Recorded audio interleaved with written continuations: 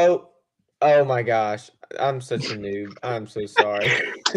Ladies and gentlemen, boys and girls, welcome to the producers edition of Third Down Thursdays. I'm your producer, Ingersoll, co-host of Beer vs. Ivy, and on my left, I have Mr. Connor Davis, executive producer, and the co-host of The Breakdown with Nate Ness. Take it away, Connor. What do you got to say? Um, I'm excited for today. Si and I have never done an episode together, and I feel Never. like it's long due. It's long due for this. Only And done a mukbang. yes, we did do a mukbang together. If you Only done a haven't seen mukbang. it, I'm not sure what it's called, but if you haven't seen it, go check it out. It was during the Senior Bowl. Whenever we went there, I don't know what week that was. It was like January, late, sometime late, in late late January, late January. January, early February. Go look back, go watch our mukbang. We had so much fun. It was fantastic. And Sai and I, we had to stay in the same room. So we had a lot of little heart to hearts and all sorts of conversations. So we've Yes, we just built a bond together. And so me and him, this is the producers editions, ladies and Yes, gentlemen. sir. And Y'all know that. it's going to be a fun show. Nate and Kenny are still going to be here. Don't worry about that. We're still going to have our 5-year NFL vet here. But, Sai, before we give too many spoilers, I just want to ask you, how are you, Sai? I'm pretty good actually. It's Thursday. I've had a my week of school is done. I've just been we've just been living our best life. I start my new job on Saturday. I'm working grounds crew with the minor league team in town. So, Sweet. well, it is minor league season now, but it's a college game I'm working on Saturday. Supposed to already be working 2 games, but they both got rained out because I don't know about you. Weather in Illinois right now has been bipolar. It was snowing yesterday. It was snowing? It was snowing. It was like Oh, shoot. 36 degrees, snowing, raining, sleeting. It was just gross. It's been rainy all week. It's been just cloudy and ugh, not great. Not great. But weather today was actually all right. Still cold, still windy, but weather today was good. It's more sunny out. This weekend it's gonna warm up finally, and we're living our best life. Was There's that no going to be your complaints. summer job, that grounds Yeah, crew thing? That's your yeah, summer job? yeah. I'll be doing that, and then I'm gonna probably pick up a second job because I only get to work the weeks that they're in town, which is sort of unfortunate. But like when they're in town, I'm getting 30, 35 hours a week. So it's cool. I Shoot. love baseball. I get to be on a field with minor league players and like future professional athletes and all that stuff. Just taking care of the field, minding You'll my probably business. you'll probably get paid just about the same as those minor league players. Actually, looking at the wages, it's not that far off. Speaking of They're wages, probably well, you can continue. I would say they're probably getting a little more than me, but I mean, who knows? They don't But make a lot. But did you see California raise the minimum wage to like $20 an hour? must be Was it nice. 20? Yeah. I think it is 20, which Like I mean, it's what? California. That makes sense. I guess. Okay, but like small businesses, I was reading earlier, like small businesses are not a thanks for the ticker, by the way. I was You're about welcome. Hey, we're a little out of the loop right now. It's cool. uh, Oh, hey, thanks for the quarter yeah, logo. yeah, Look, perfect, yeah. perfect. Hey, Reminded me. Um, Small businesses are just gone. I saw like this dude had to lay off all these workers for him because he just yeah, couldn't pay him $20 an hour to keep up yeah. his restaurant. It was I like know. I I hate that. I hate that. there's definitely pros and cons to it, but I mean, see, if I was in California getting $20 instead of like 13 or 14 whatever minimum wages right now, that would be pretty cool. But also, you gotta look at it like if you're in California, stuff's really expensive. So really getting $20 there is kind of like getting $14 anywhere else. So it's like, yeah, I I think make it's pros and minimum wage, Si. You know what I make minimum wage I make is? what's minimum wage? 7.25. It's not Oh my! $20. They're making almost I 3 thought minimum times as wage was much like as I make. 13. I thought minimum wage was like 13. That's what I thought it No, was. this is the South Side. This is My no bad. North or West My Coast. This bad. is the South. My bad. We earn our stuff. We don't just giving it to us like California over there. They're Oh literally man. just like we're just gonna give you $20 an hour, and you don't have to do anything but flip burgers from McDonald's, and you can make $20 an hour. Well, the cost of Mm, living there is high. exactly. I'm not gonna say it's high, but that's their fault that it's high over there. It's nobody else's fault but their own. So this is all self-inflicted wounds. But Self-inflicted is kind of crazy, but yes, it is. Yes, it is. And you can tell how much I like the West Coast. And I just want to, I before I get flustered and riled up Mhm. before we get into our rant segment, I just want to Oh have my, a moment of silence because Bruce and MJ aren't here, so I they're would not. like to put a couple pictures on the screen now that a couple people have been joining in, and just to show us We have how to we much have to pay our homage to yeah, our we gotta pay respects. bosses, Yes, yes. to So our first bosses. we'll do MJ, and so I'm gonna put this on the screen, and we're just gonna be silent for just a second.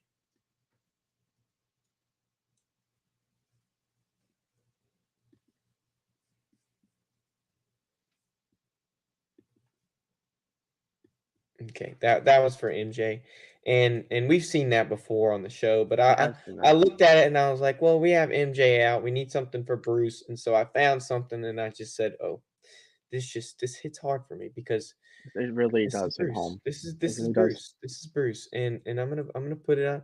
I'm gonna put it up for just a second, and this is Press F to Bruce, pay ladies and specs. gentlemen. Yes. Yes, yes.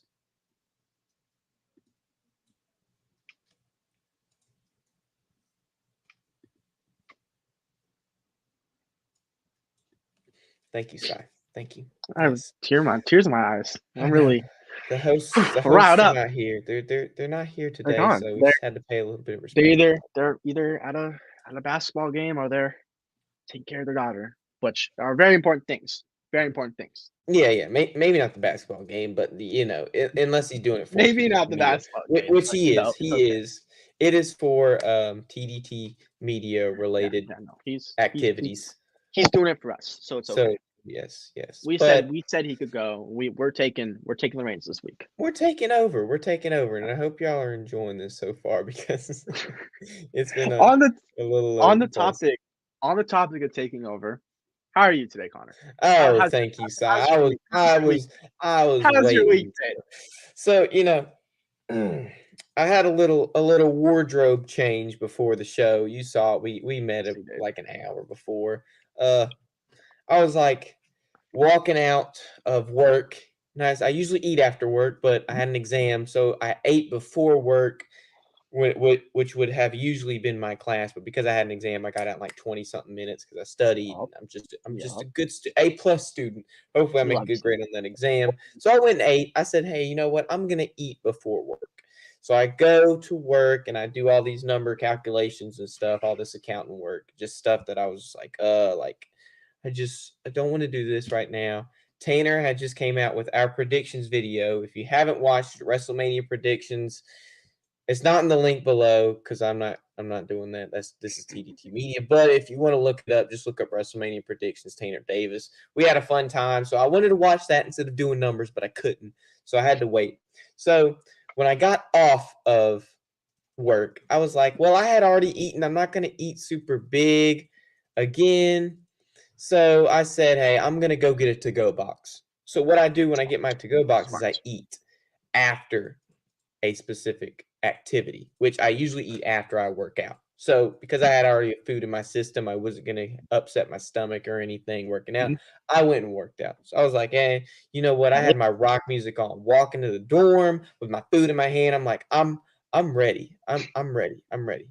What's up, man? Thank you, thank you. I'm ready. I got Nickelback on, and I can't ooh, remember okay. who I had on first, but I had my Nickelback on. Dun, dun, dun, dun, dun, dun, dun, dun, dun, dun, dun, dun. Walking down the road, feeling it, ready to work out. I get in here, change real quick, go to the dorm. It's deadlift day, right? It's deadlift day. So Ooh, you lifting big today.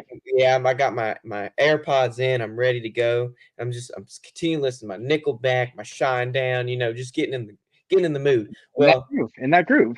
I did. Thank you, Mama. So musical. I did a powerlifting in high school, right? Mhm. And I told myself I'm not doing that in college. I'm not powerlifted built. I don't want to hurt my joints and Oh, just you would. I know you I'm would just done. definitely. So You I would want to definitely. build, I want to do muscle endurance. I want to build my muscle. Yes. I don't want to do muscular strength anymore. And so I'm doing like 3 sets of 10 for deadlift, right? So I'm sitting there. I start with a plate to warm up. That's my warm up Mhm. set, just a plate like I did in high school. And so I'll put a 25 on it, rep it 10 times. Then I put a 35 on it outside the plate, repped it 10 times. And then my last set was 2 plates. So like 225 10 times. And this is where I'm like, okay, I got to sit there, Yeah. put my music on. I got to get in this mental space, my mental I'm with. space. I got to, I I get got to that. get my No, juju going. I You was know, doing the same thing in high school. Doing the same thing in high school. exactly, exactly. Well, 135, 155, 185, 205. I would go Ye up in those perfect. increments. Exactly, exactly, and so, I'm sitting there getting my juju on. I got chalk in my hands my last set. Like, actually have, like I cut myself because it's just Mhm. deadlift. You Oh, just I you just know. do it. I know It's how it whatever. be. I roll up on my shins, like, I'm Mhm. ripping skin off my shins, ripping skins off my hands, but it's all for it. It's all for it. Yes. So, I'm like, Yes. "I'm gonna rep this out. I'm gonna rep it out." And sure enough, with good form and with just Nickelback and Shine Down in the background, it's like, bam, repped it out 10 times real quick. And I was going. But after that, I was so tired. After even the first little sets of deadlift, but I kept going. And I stayed in for about an I hour, came back, and what they gave me at the cafeteria, I had some Philly cheese fries. And look, I was like, well, I love chili cheese fries. This was Philly cheesesteak fries. I was like, oh my gosh. But on top of You that, texted you I you had, texted me yeah, that. I I was like, texted to you. whoa. I I was like, texted hold to on. you. I was like, that actually sounds pretty dang good. I had a pork chop, broccoli, and penne Alfredo noodles. Oh my gosh. Oh my gosh. Oh my gosh. You're Do we eating have good. a do we have You're a good. sound effect to just show how much I was feeling it? Let me see. Let me see if I had uh uh Go look. Can I get a Oh, yes, I was feeling it. I loved it. It was mm, that's how I felt when I was eating my mm, Chick-fil-A. That's how I mm. felt. Yes, and your Chick-fil-A, you should feel like that. But I had a wardrobe Um, change. My shirt was smelly. And we're gonna talk about free agency, grade our free agencies at the end of the show. mhm. So I had to put on my little Jabbo jersey, my little Jameis Winston jersey, because he Jabbo. did lead the Saints, and I got this Jabby. jersey. And we're gonna eat W's today. We're gonna gnaw on our W's, and it's gonna On be fun. Yes. On the note of repping jerseys, we had to throw on the Iowa Luka Garza jersey. The women's team's in the Final Four. We will get to that later. We have a very interesting Chaos Central coming up later. So just stay tuned. But we had to get in theme today We because did. We did. this is the producer edition. Producers edition. So we had to get our favorite teams on, and Uh, which also on we're repping two teams. Cardinals won today too, home opener. We're two-team repping today, baby. I Two-team haven't repping. been paying attention to baseball, Si. How's it been? It's been a very interesting first. It's been a first after today. It's been one full week. It's been interesting.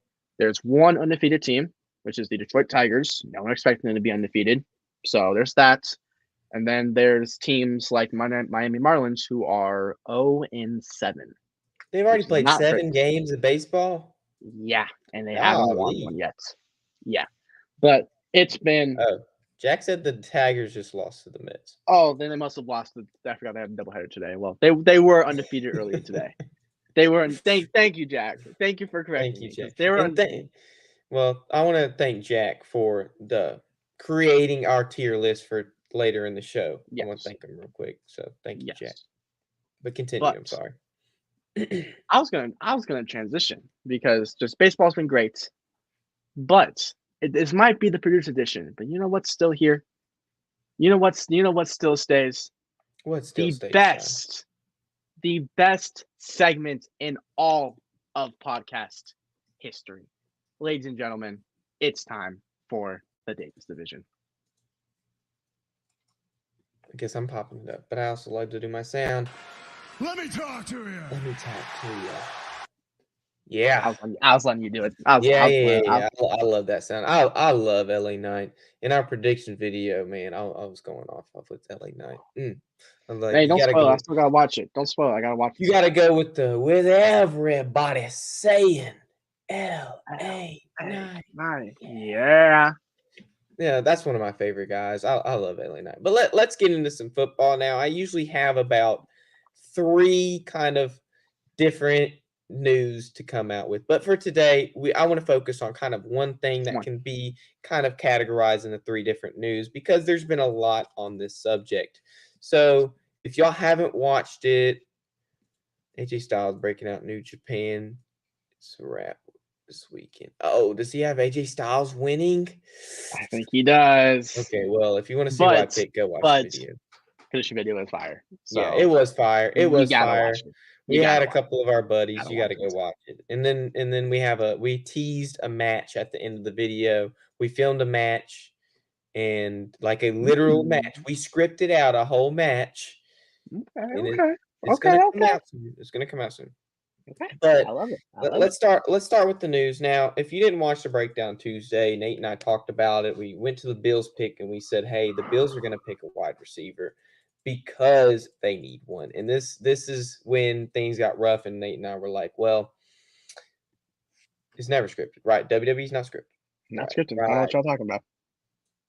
So Nate and I talked about how Stephon Diggs is unhappy in Buffalo. And there was a matter of time before Stephon Diggs would depart from Buffalo. I mean, there's not a lot of people who want to come to Buffalo simply because it is so cold up there. Nobody wants to play in that weather, even in like December stuff. Like nobody wants to play in that weather. Nobody It's wants to go to cold. Buffalo. It's cold. It's cold. cold. Yes. I don't like the Stephon cold. I don't Diggs, want to go to Buffalo. no, and he didn't have a problem. He was in Minnesota. He was kind of used to some cold stuff. Me, I would go to Buffalo and I would freeze to death. I would not be like those fans with their shirts off, sliding down the snow. It's like I wouldn't be like that. I'm I gonna be couldn't do over here bundled up. it. Like Exactly. I don't have I that don't want to be courage. here. I Mm-mm. don't want to be here. So we had a conversation where we don't know, and it's just a matter of time before Stephon Diggs is out of Buffalo. And the other day, Stephon Diggs actually is out of Buffalo. Now, whether what team wants Stephon Diggs, I think a bunch of teams would want Stephon Diggs. I personally don't want him touching the Saints. He was the man who did the Minneapolis Miracle. Don't want to touch Stephon Still got Diggs. One of still the got that one. it still stings. It still stings to this day. Not as bad as the no call PI, not as bad as the no call, but it still stings. I don't want to talk about it. But Stephon Diggs has a new home. So the Texans were the people that wanted to reach out and say, "Hey, we want Stephon Diggs. We have this rookie quarterback who's still on this rookie deal. We have the best chance of going to the Super Bowl. So let's spend a little money. Let's spend money. We're not scared to spend money like the Jacksonville Jaguars and the Chicago Bears with Justin Fields and all these teams that were scared to spend money to ensure that a Super Bowl or a postseason run. And so the Texans, now you can tell me who you think won this trade side, but I'm going to give you the details. Yep, I'm listening. The All ears. Texans gave the Bills, so the Bills received just a single pick, and that is a 2025 second round pick. Well, the Texans got this second round pick from the Vikings. The Vikings decided, hey, we want the 23rd overall pick in the 2024 draft. We're going to give the Texans a couple picks, and one of those picks was a 2025 second round draft pick. So the Texans, with their draft capital, used that to acquire Stephon Diggs. But the Texans only giving up a second round pick for next year. The Bills gave Stephon Diggs a 2024 sixth round pick and a 2025 fifth round pick, all for just one second round pick. And let's keep in mind, Stephon Diggs led the league in receiving a few years back. He has like the most receptions out of anybody in like the past couple seasons. It's insane. And he's a bona fide wide receiver one. Yes. So for the Texans to not only give a second round pick for one of the best wide receivers in the league, but also receive a fifth and sixth round pick, I'm sorry, Si, but I'm going to have to give this to Houston. I'm going to have to give it to Houston as well. Because, and we talked about it before, me and MJ have, and it is statistically proven, as MJ likes to say, that a team to win the Super Bowl, they would have the best bets to have a good quarterback on a rookie deal so that they can share the wealth with everything else before he wants to collect $50-60 million a year, right? So we figured out, okay, that's the trade. That's what's going on between Buffalo and Texans, and we'll talk about their free agencies when we do the tier list. I don't want to spoil what I have their grades to No be, spoilers. You got but today we figured out, hey, the Texans aren't done with Stephon Diggs. We might have had that trade, but we're going to get a little bit more out of him. So the Texans decided that we're going to void the 3 years left on Stephon Diggs' contract. I don't know how they did it. I guess I don't really know how the voiding works. They buy it out. I don't know how it works. Jack, if you know, leave it in the comments. Somebody knows. And they're making him able to be a free agent in 2025. Jack just says cap is fake. Okay, Jack, thank you. I mean, he's not completely wrong, so we'll take that. Cap is so fake. with Stephon Diggs' kind of guaranteed money with these next years of contract, they voided it, but they're bringing $3.5 million from a year that he would have received in guaranteed money in a past contract, in the future contract, sorry, and giving it to him this year. So they're giving him $3.5 million extra dollars on top of what he is already guaranteed. So he is getting $22.5 million in guaranteed money this season. Stephon Diggs is $22.5 million. I don't know how that ranks in wide receivers. Probably number one in guaranteed money for a season. I don't know Number one, if top salary. three. It's definitely probably top three in money. Guaranteed money is probably number one if I had to guess. So the reason the Texans do this is because this is like a Randy Moss and Tom Brady type situation. You know, Randy Moss comes into the New England Patriots. They are the first undefeated team ever. They're the first undefeated team. You know what happens? They end up going to Super Bowl, losing to Eli Manning and that defense. Incredible. So this is what the Texans are trying to emulate. Now, Tom Brady might have not been on a rookie contract, but they have this CJ Stroud person. They want CJ Stroud to be their next Tom Brady. So they bring in Randy Moss, aka Stephon Diggs. Yes. Because look, the Texans just made the playoffs when they were not supposed to be even close to They making were the playoffs, right? 1-win team, 6-win team. Maybe. They weren't supposed to be, maybe. And they won the division and won a playoff series from a first-year quarterback and a first-year head coach. Exactly. And so people didn't expect it. Expectations. No, yeah, all exceeding expectations. So they're like, wow, if we can do this in year one, let's see what we can do in year three. Imagine what we can do in the years coming. So let's emulate what has happened in the past. Let's sign our Randy Moss. Can we win 16 games? Probably not. I'll probably say 11 or 12. They might have won 11. I give them think 12. I think 11-12 is really realistic looking at that division, how the division has improved. Yes. I'm gonna say the Texans come out with this division this next season. I'm gonna give them like 11, 12. I think 11's a good number. Their ceiling's probably like 13 and their floor is ceiling's probably 13, like 9. floor is 9. James. Yeah. Yes, perfect. Same already. Hey, we're thinking the same thing. Exactly. Producers edition, baby. Yeah, you know it. So the Texans, unlike the Bears with Justin Fields, unlike the Jaguars with Trevor Lawrence, they are going to build around CJ Stroud the best so that they have the best chance to making a Super Bowl. So they bring in Stephon Diggs. Now, this gives Stephon Diggs the best, the absolute best incentive to where he is going to go ahead and play at his best. Because, okay, if he doesn't like Houston, oh well, he can go to a team next year.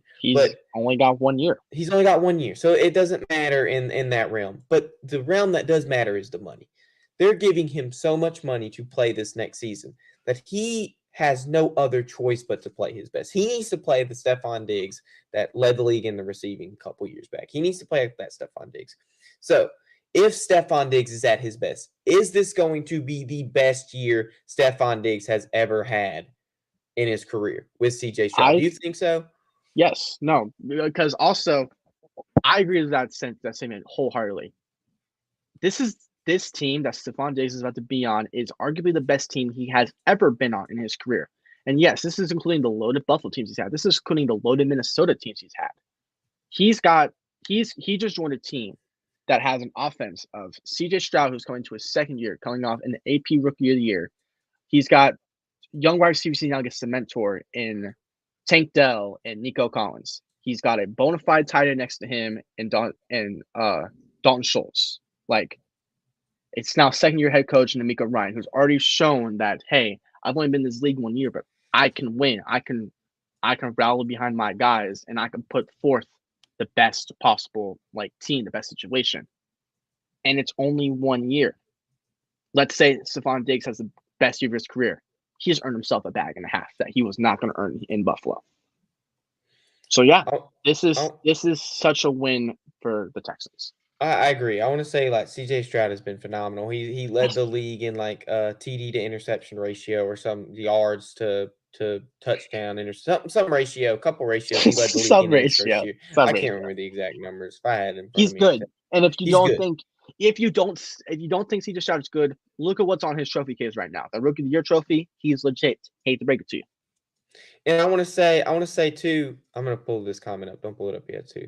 I want to say D'Amico on paper, that Texans defense was not supposed to be as good as it was. But because of D'Amico Ryans and because of his aggressiveness, because of his coaching, he has made that on paper Texas team that's a bottom half NFL defense. He made them a good, I don't know what their ranking was. He made them a top half defense, good enough to go ahead and beat the Cleveland Browns. And you saw how good Joe Flacco was doing, and they were good enough to go ahead and beat the Browns, go and play the Ravens and end up losing. But it's whatever. You know, the Texans did what they could. They exceeded all expectations, like we said before, and this year is only going to be better. I want to pull this comment up. And they still have Bobby Slowick. Oh, the Texans, they might. Okay. I want to pull that up because that's a good thing to say. Where do we rank the Texans in the AFC this next coming season? I think Because we have a top stacked AFC North. we do We have still have the Chiefs, which the Chiefs won the Super Bowl with what, 11 wins this past season? I think top 3 to top 5 feels right. Somewhere in that range because Ravens and Chiefs are still phenomenal. The Jets got better, but I don't think I can put the Jets above Houston. Miami's still good. They had an interesting offseason. Miami's still good. Can't put them above Houston. I can for sure put Baltimore above Houston because they had an amazing offseason. Lamar's still great. They brought in Derrick Henry. Patrick Mahomes is Patrick Mahomes. As long as he's in Kansas City, he's going to be one of the best teams in the AFC. So it's like I want to say top 3. I think that Houston, with the addition of Diggs, is that third best team in the AFC. I'm saying number 2. I'm saying the Chiefs, the only roster better than the Texans. So you're saying Houston's better than Baltimore. I'm saying Houston's better than Baltimore because, as Jack has pointed out, Baltimore lost a decent That bit, is and they have lost a decent bit. That is true. That defense is a little. Even with Lamar coming off an MVP caliber season, I don't think he should have won MVP. He wasn't even top 10 in any quarterback. Like, don't even get me started on that. You could rant Don't just even about start. that for like 20 minutes. Don't even get me started on that. We're not going to get you started MVP is a joke. Associated Press is a joke. They don't vote for the right people. Myles Garrett ended up winning Defensive Player of the Year, who I think should not have won it. This AP's a joke. AP's a joke. Get out of here, AP. I hate them. But that's how we feel about AP. That's how we feel about AP. Yeah, I dislike Associated Press because their voting is a joke. So I don't think Lamar Jackson and I love Dak Prescott. I think he should have won MVP. But the same with Dak. Neither of them have proven themselves that they can lead a team to the Super Bowl. That is true. And Lamar's gone out of games needing to poop. You know, he couldn't even squeeze his cheeks together long enough to just be able to stay. I mean, you're running, I get that, but like wait till the offensive drive is over and then go take a deuce. Don't leave in the middle of the drive. Can't do that. No. Come on now. So I'm putting Texans number 2. Realistically, I want to put them number 2. Realistically, I also want to put them number 2. Reason why I said 3 is something about Baltimore's offense this upcoming season. At the moment, I give the slight edge to. Well, Baltimore, what they lost a tackle, right? Didn't they but they lost picked Morgan Derrick. Moses, I think they I lost. think it was Morgan Moses. Yeah, But and so they they haven't. gained Derrick Henry. Well, they gained Derrick Henry, but they haven't had anybody. Well, I'm looking at this. They got Josh Jones. I don't know how good of a lineman that is, but I mean, it's not gonna.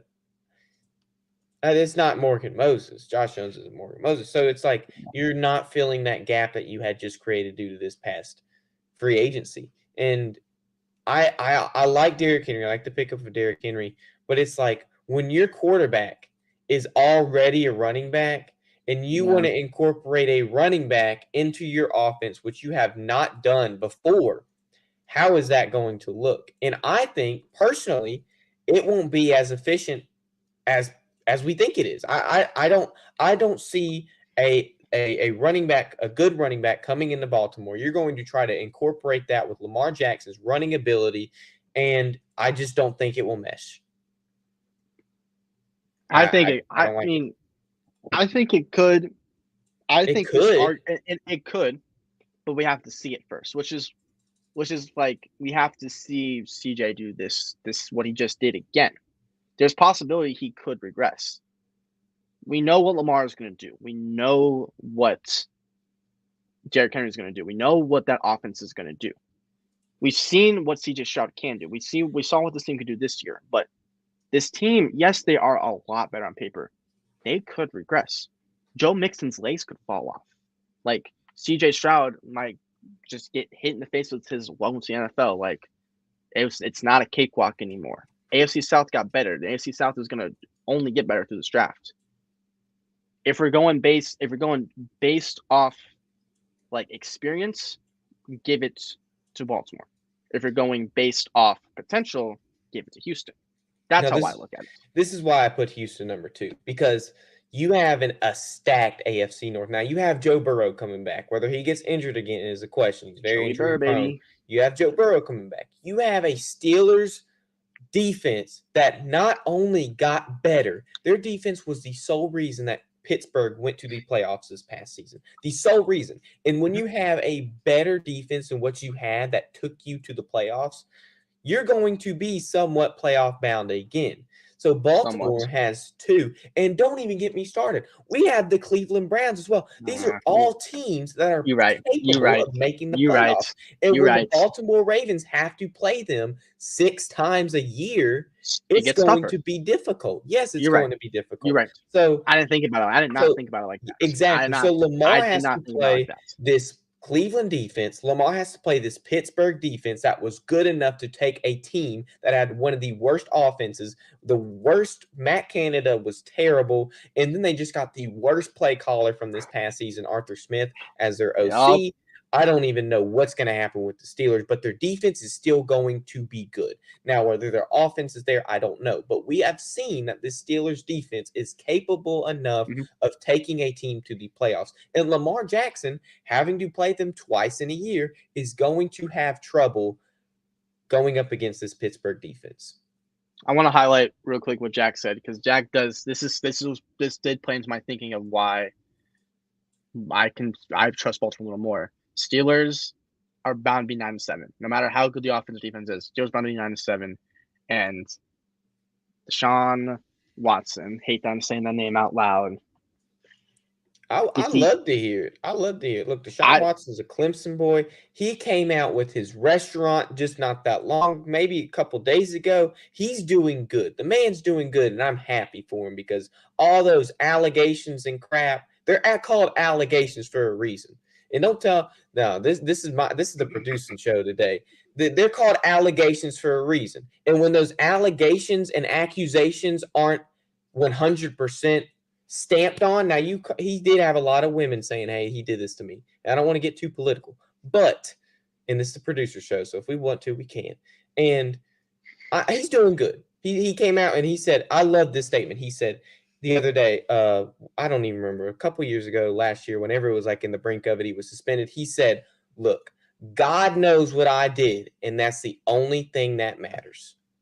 And when he said that, I was like, okay, that's all I need to know. When he made that statement, that's all I need to know. Because none of these accusations and allegations have gone through, I don't think any less of Deshaun Watson than I did before. And that's my opinion on Deshaun Watson. Now, if one of these things were to go through and he were to do this, now a lot of people do stuff for money. Do you not realize that Deshaun Watson just signed the most guaranteed money in NFL history? A lot of people do crap for money, and we have seen it in the past with a whole bunch of people. Yeah, but it's look at this. Yeah, he might not necessarily be the greatest person off the field, but looking at his on-field talent, he was not great last year. Joe Flacco came in He and was saved the injured. season. He was injured. Yes, You he was, can't say but much. He was injured. he needs to be worth the contract in order for this Browns team to be good. Yeah, I agree. If Deshaun Watson's not playing out, Deshaun Watson has played in his past and his prime, arguably when he's actually good, his Cleveland team's not going anywhere. Doesn't matter how good the defense is. He hasn't been thrilling. He needs I'm not it needs to be saying. better than what we've seen in order for me to really think that there's competition. And it's really, really hard when you get suspended for 2 seasons because of hearsay and not able to play football. So let's keep that in mind. When you get suspended for what people have said and nothing that has been proven true, that's gonna happen. That's gonna happen. And I mean, we'll see what Deshaun Watson does. Look, Deshaun Watson is Cleveland's business right now. It Whether is. you like Deshaun Watson, whether you hate Deshaun It is. Watson, Cleveland is getting clout, whether it is good, bad, or ugly. Cleveland's getting all this clout. He's Cleveland's business right now. So whether you like it or not, Mhm. Cleveland's making money. So Cleveland's going to go ahead and keep Mhm. Watson on their roster, keep him as a starting quarterback because they might have been paying him money, but they're also getting money. So let's keep that in mind. If Deshaun Watson plays bad, who else does Cleveland have on their roster? I know they have the UCLA quarterback. What's his face? Dorian Thompson. Dorian Yeah, Thompson Robinson or something like that. yeah.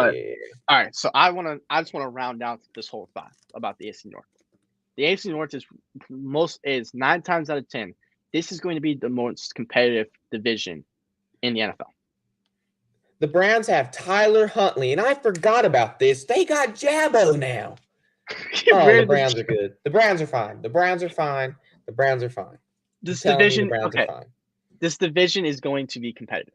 Oh, all 4 of these teams all have the potential to win this division, and I can say that comfortably. All the teams are good. It's going to be how will things play out? How will Joe Burrow be coming off an injury? How will this newfound Steelers offense be with Arthur Smith and Russell Wilson? How will Baltimore's defense be after it's basically got ransacked? The offense is going to be fine in Baltimore. How's that defense going to be? And then looking at Cleveland, is Deshaun Watson going to be him, or is he not? it doesn't matter. They have the quarterback depth. I think they'll be fine in Cleveland. There's storylines for each and every team, so and things still happen. Like there's rumors that for Cincinnati, T. Higgins is going to be out of there at some point.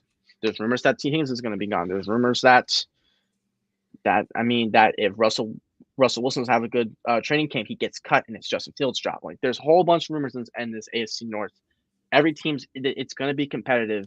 It's just only time can tell, really. So I want to go back to our original. We're talking about the Texans and Bills. We've said that the Texans are capable. I mean, realistically, this team is capable of going to a Super Bowl, in my eyes, at least. So I want to talk about the Bills just for a second before we go into a different thing. Before we give everybody our favorite insurance ads, but I want to talk about the Bills for just a second because they have been every time that they've wanted to go to the Super Bowl, they've been stopped by the Chiefs every single time, and it is yet to fail. They did this past season. The Bills lost to the Chiefs. The season before that, Bills lost to the Chiefs. Like all these years, the Bills have just been losing to the Chiefs over and over and over again. Freaking overtime. They changed the overtime rules because of that game. The postseason overtime rules. They changed because of that game. So my question, every year.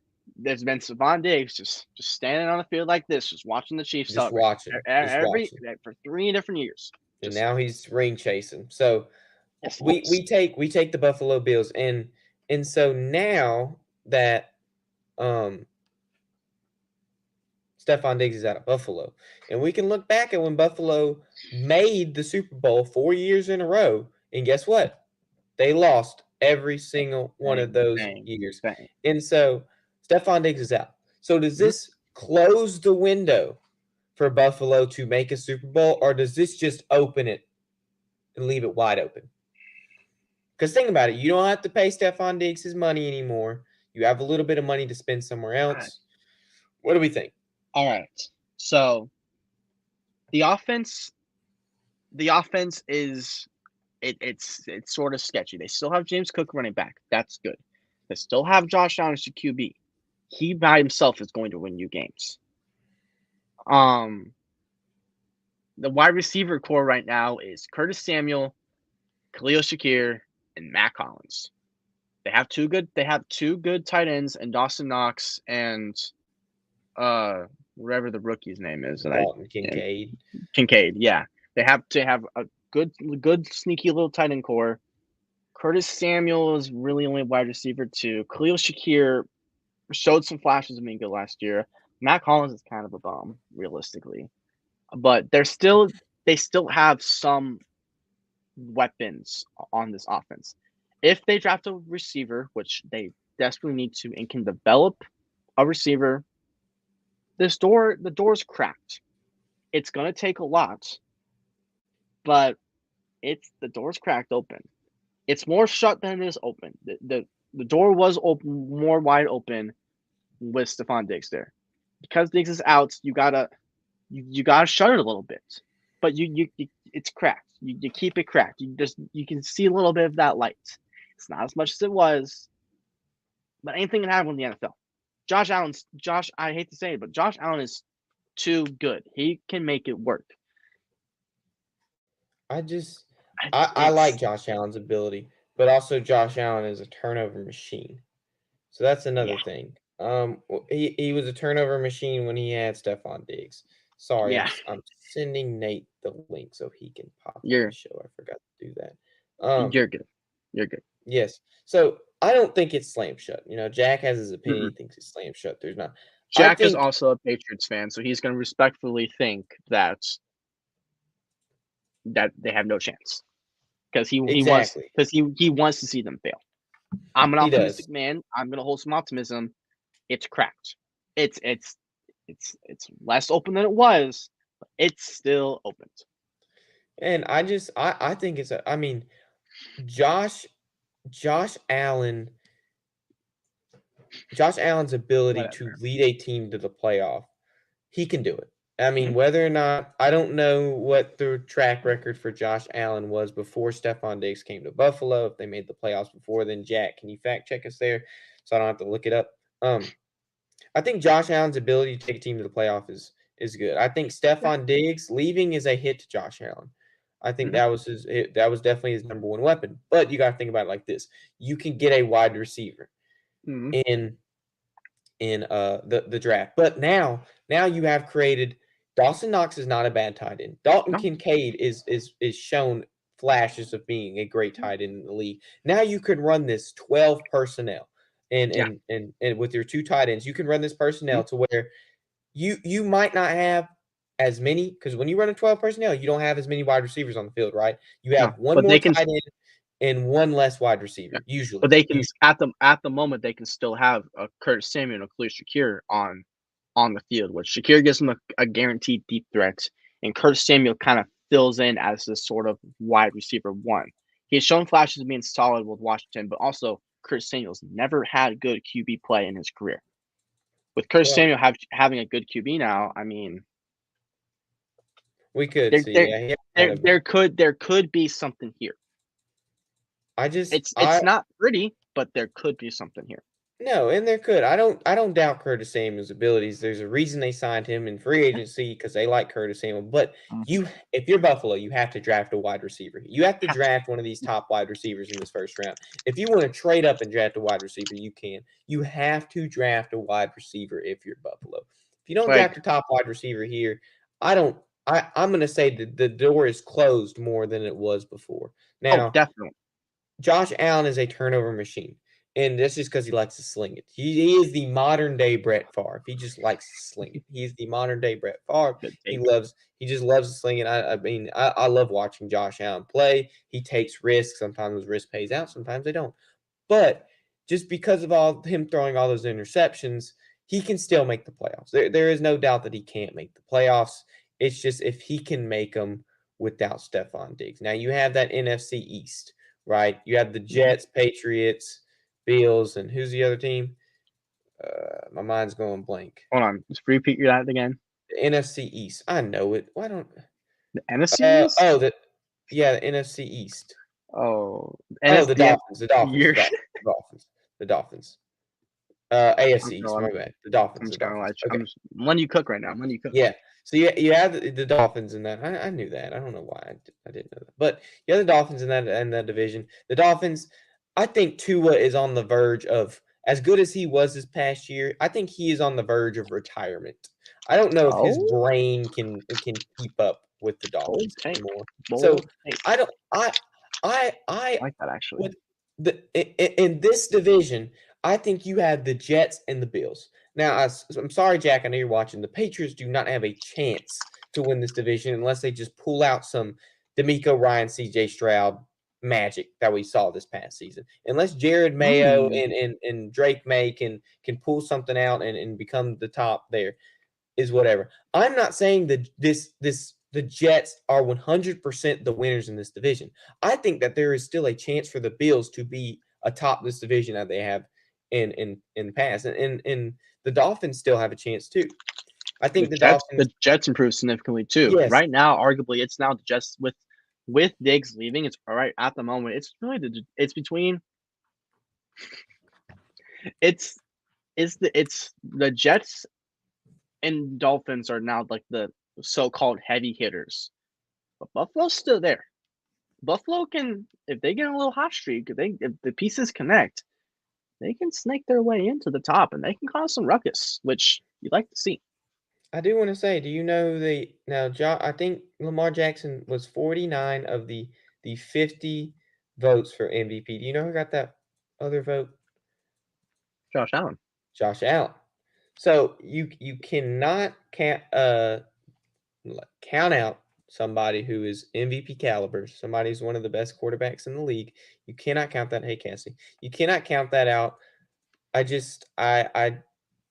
don't want to say that it's over for the Bills because they are in a division that they can 100% have a possibility of winning this. I don't want to say that now. Whether they make a Super Bowl, I think their chances are slim. I want to say Stephon Diggs was their best chance to make a Super Bowl. If they end up drafting someone that is just like Stephon Diggs, well, then that puts their chances back to where it was before. But because they're the Buffalo Bills and they have yet to win a Super Bowl and beat the Chiefs, I can't say that the Bills are going to win a Super Bowl. But they can do what the Steelers did last year. They could sneak in with a 9-7 record.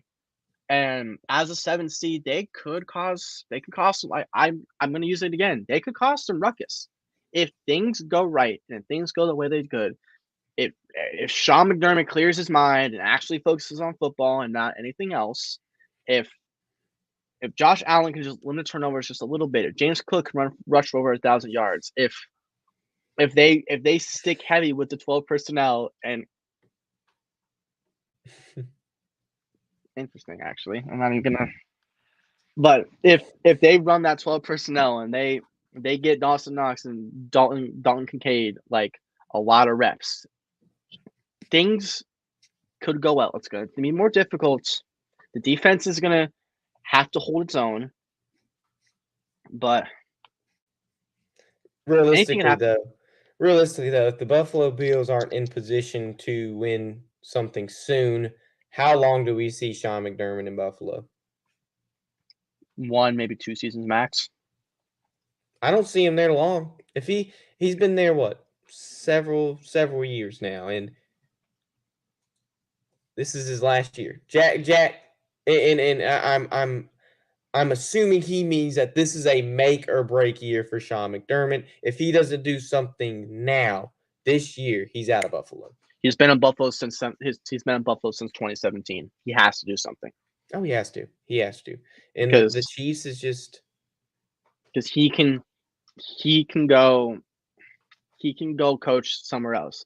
Like there's bound to be coaching changes next year. He can go take a low level team and he can rebuild them and hopefully actually do it the right way. So it is make or break, which is honestly it's sort of tough. It's Sean McDermott. It's gonna be tough on him. When you lose your best target, your number one wide receiver for a second round pick next year, you gotta do something different. So okay. But let's be for real.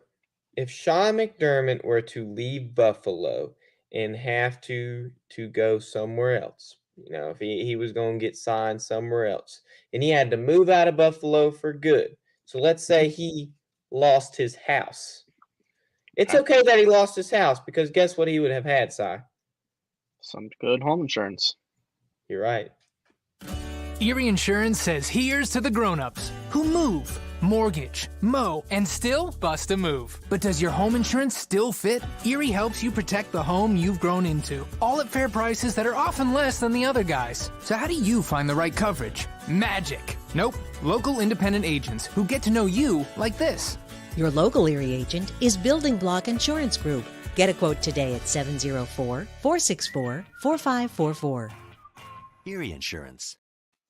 And when you call Jeff Fortepney at 704-464-4544, go ahead and ask him where he sees Buffalo in these next couple years. But even though it is a make-or-break year for Sean McDermott, it's never a make-or-break year with Jeff Fortepney. It's always make it because Jeff Fortepney provides some really good insurance, and y'all should check it out when you get the chance. But, Si, when we were kind of discussing what we wanted to talk about during this show, you had something in mind that was what we could not leave out. You're wearing your Iowa jersey for a reason. Bang, bang. Let's pull up Chaos Central. Now, I think we talk about the men's first. Keep it brief because we kind of want to go. We're going to go out with the women, and we're not talking about like go out. There's a reason why we're gonna go out with the women's. Yes. So yes. All right. So we got Final Four in the men's on the men's side coming up this weekend. We have NC State going up against 11 seed NC State going up against number 1 seeded Purdue in the first half of the Final Four, with 4 seeded Alabama taking on the defending champs, the UConn Huskies, in the second half. So we'll just make this. Oh, women's tourney is point spot on, Jack. That's why we're ending with the women's tourney. So I want to say, like, NC State. Now this is interesting. NC State is the only team that has made the Final Four in the history of March Madness that has over 14 losses in the regular season. Yeah. Which is wild. So, if you want to go first on the first game, you did say the second game, right? Alabama and UConn. Yeah, I did say that. Yeah, you did. Okay. Well, which game would you like to talk about first? I would say you mentioned Alabama last week, so I'm gonna leave Alabama UConn to you. I'm gonna just talk about a little bit about NC State Purdue. Well, we can both give our predictions, but yes, you can talk about it. So if you want to. I just want to give think a little prediction. I hate that I'm saying this, but I think Purdue's got this one in the bag. Like the Cinderella run that NC State on has been great. The matchup between DJ Burns and Zach Edey is going to feed families. It's going to be probably one of the most entertaining matchups of this whole tournament. Like, come on, it's going to be great. But this might be the best match. The best big man matchup by far. Mm-hmm. But looking at the supporting cast, you have to give it to Purdue. And if it's not because of the players, it's because of the reffing. I hate to, as a Big Ten fan who's had to painfully watch the Purdue team all year. The NCAA college basketball refs really like to call soft fouls on Purdue, like to help them out, basically. Like on Zach Edey in particular, it might not look like a foul, on the other team. It's on the other team, and Zachy is going to the line. They Look, and I just I think the game will be close because NC State has nothing to lose. But this Purdue team they're too good. They have so you're nothing to lose. taking Purdue. I don't want to, but I'm going to. Now, I'm a big Drew Brees guy, He went to Purdue. I would love to go with Purdue. But the way I look at Purdue, Mhm. that Purdue and Tennessee game was atrocious. The way I Mhm. look at Purdue is like everything about that game was like the refs, just everything about that game was atrocious. And the The refs are going way to stay just like that in this Yeah, game. they will. They will. They probably will. But the way I look at Purdue is this team is always frauds. They are always frauds when it comes to March Madness. They are. Am I going to bet with Purdue or again? Is this the same fraud Purdue team that we have seen every single March Madness tournament in the past until they finally win one? Is this the year of Purdue? And I love a good underdog story. I love the story of Kurt Warner playing arena football, stacking soups and cans and stuff, making $5.50 at a grocery store. I'm going with Oh the my underdog. I'm going with NC State. I think NC State pulls it out and becomes the first team to make a finals with over 14 losses in a season. Okay. I wouldn't hate seeing that. Don't get me wrong. I want to see that. I have to be realistic in my head, and in my head, the refing is gonna get into play, and Purdue's gonna win it. But let's move on to the second game. I'm gonna be a lot more quicker with this one. Alabama versus UConn. I don't know if you've seen all over social media, but the NCAA has like a personal vendetta out against University of Connecticut right now because Connecticut has had hotel problems. They haven't had a plane. Like everything right now in this preparation for this game is going against UConn. With that said, they're still going to win because they are the best team in this tournament. Alabama's had a good run, but if Alabama can't shoot the three ball, they can't do anything. All UConn has to do is just shut down that 3-point line. Alabama's not going to know how to function. UConn's probably going to win it with ease. Look, Alabama is so good offensively. They're going to hit those three balls. Their offense is the reason that Alabama has gone this far. Mhm. And when I would watch Alabama against State, now State, out of all the SEC teams, they have been close to every SEC team in basketball. But some way, somehow, Alabama has always seemed to beat us by 20, 30 points. They just blow us out the water.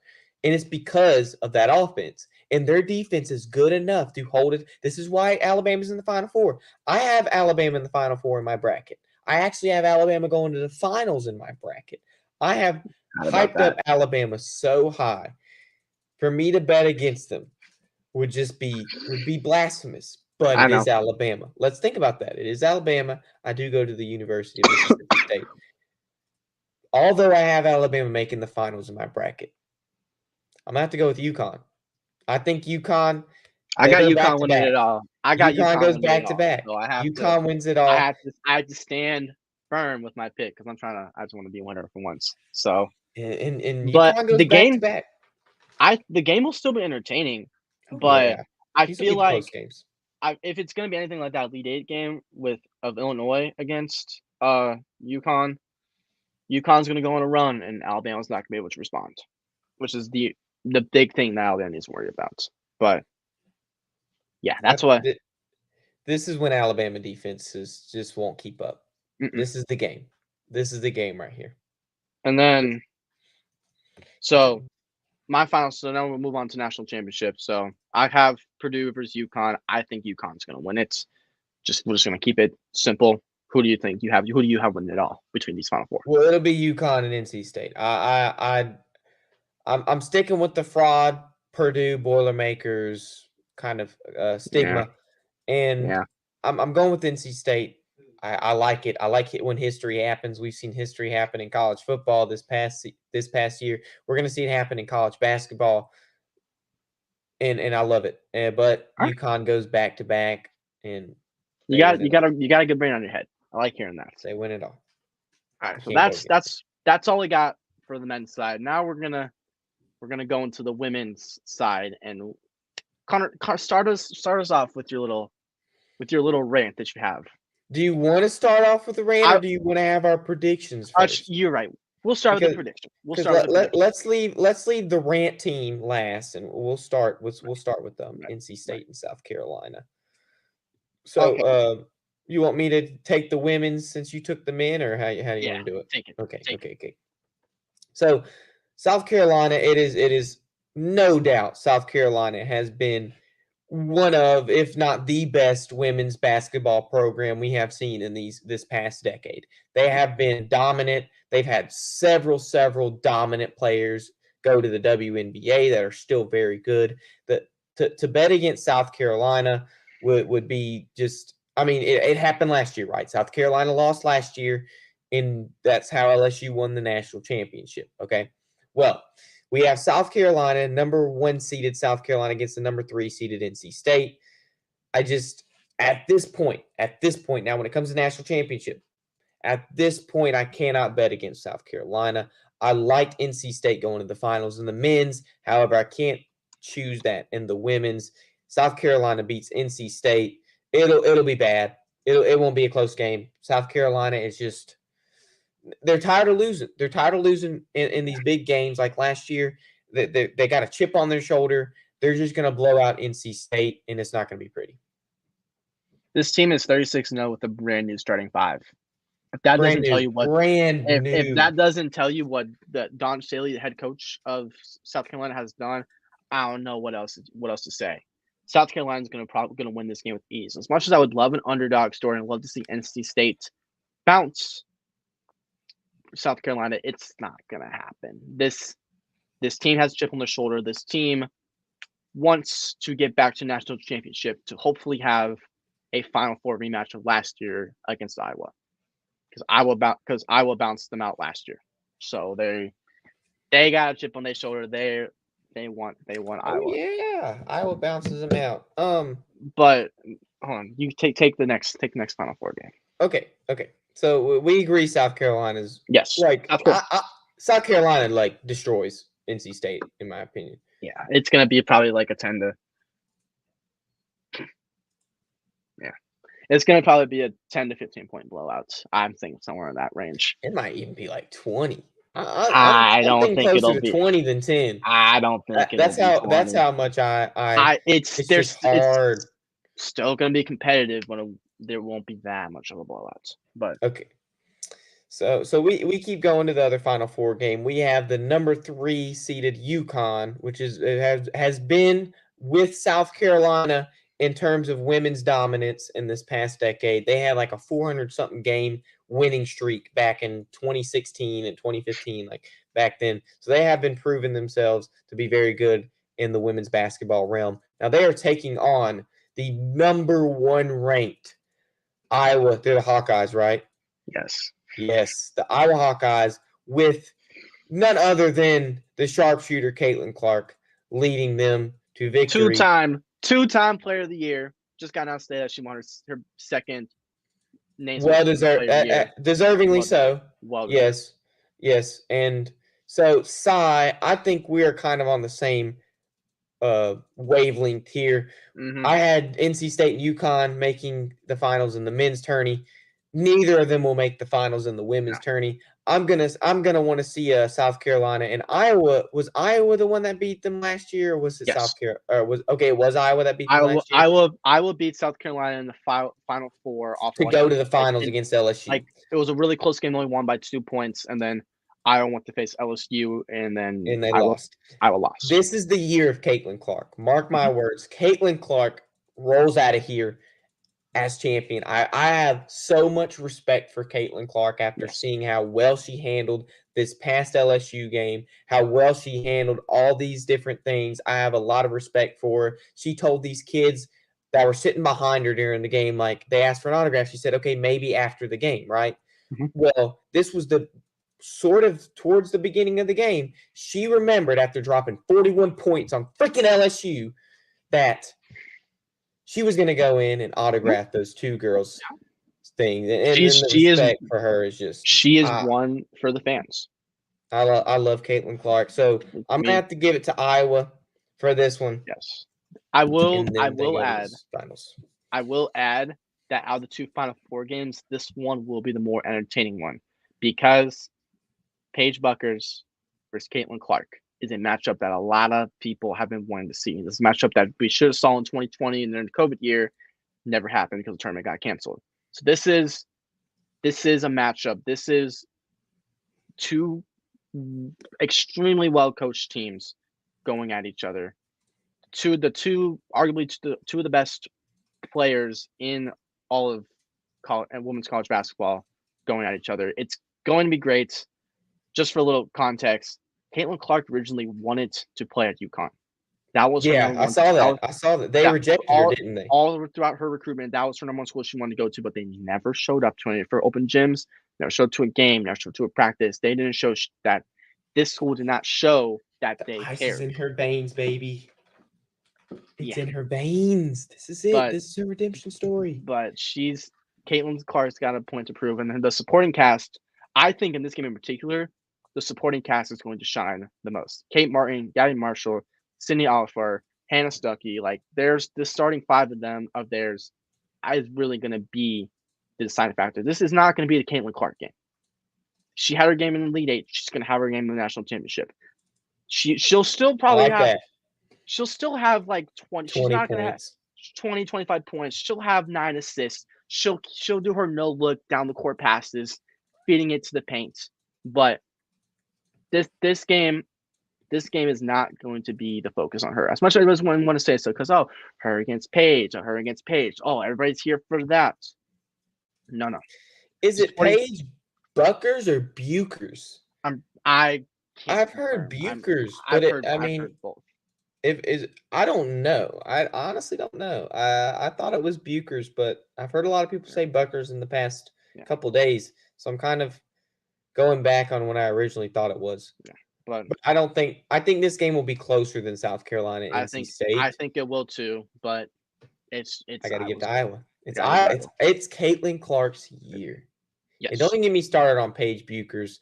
I don't even know what award she won where she was talking about this, that, and the other. Oh, it literally was like, girl, what are you talking about? It made me facepalm when I watched it on Twitter. If you know what I'm talking about, you know what I'm talking about. If you heard what came out of her mouth during that, what she said at first was like, okay, this is good. And then she started talking about nonsense and all this PC crap. I don't want to hear that. You're here to play basketball. Get out of my. I don't want to hear that. Anyways, what else are we supposed to talk about? Because oh my god. Now, what's your national championship prediction? What's your prediction for the national championship?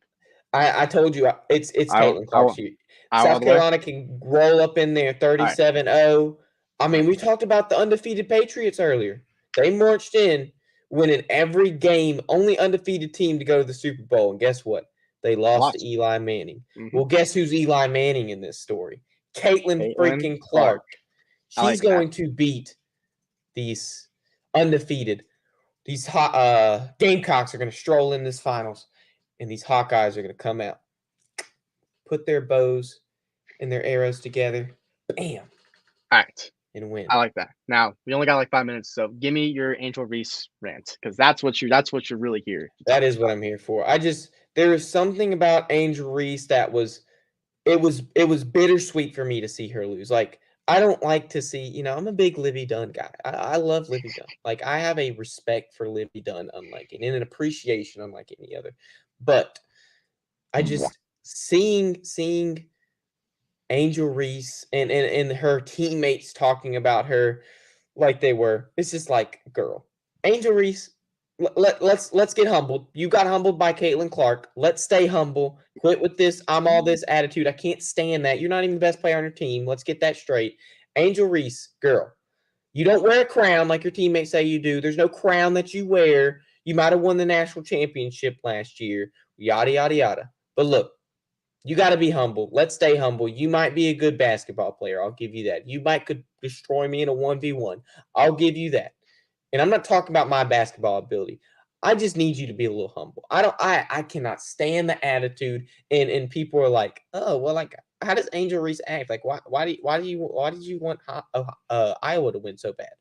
Because she acts so entitled and this, that, and the other. It's like, girl, There is not a single person that has been the best at their position that has acted the way you have. And you're not even the best at your position. Let's get that straight. You lost to the person that was the best at your position. You lost to the person that was the best women's basketball player. And you got humbled hard. And then your teammate came out and said, well, she's got the crown on her head is heavy. Shut up. You'd be wearing a crown if you would have beat Caitlin Clark.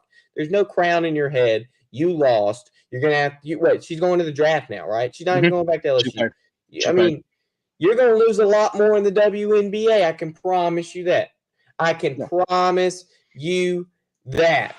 Let me talk to you. Yeah.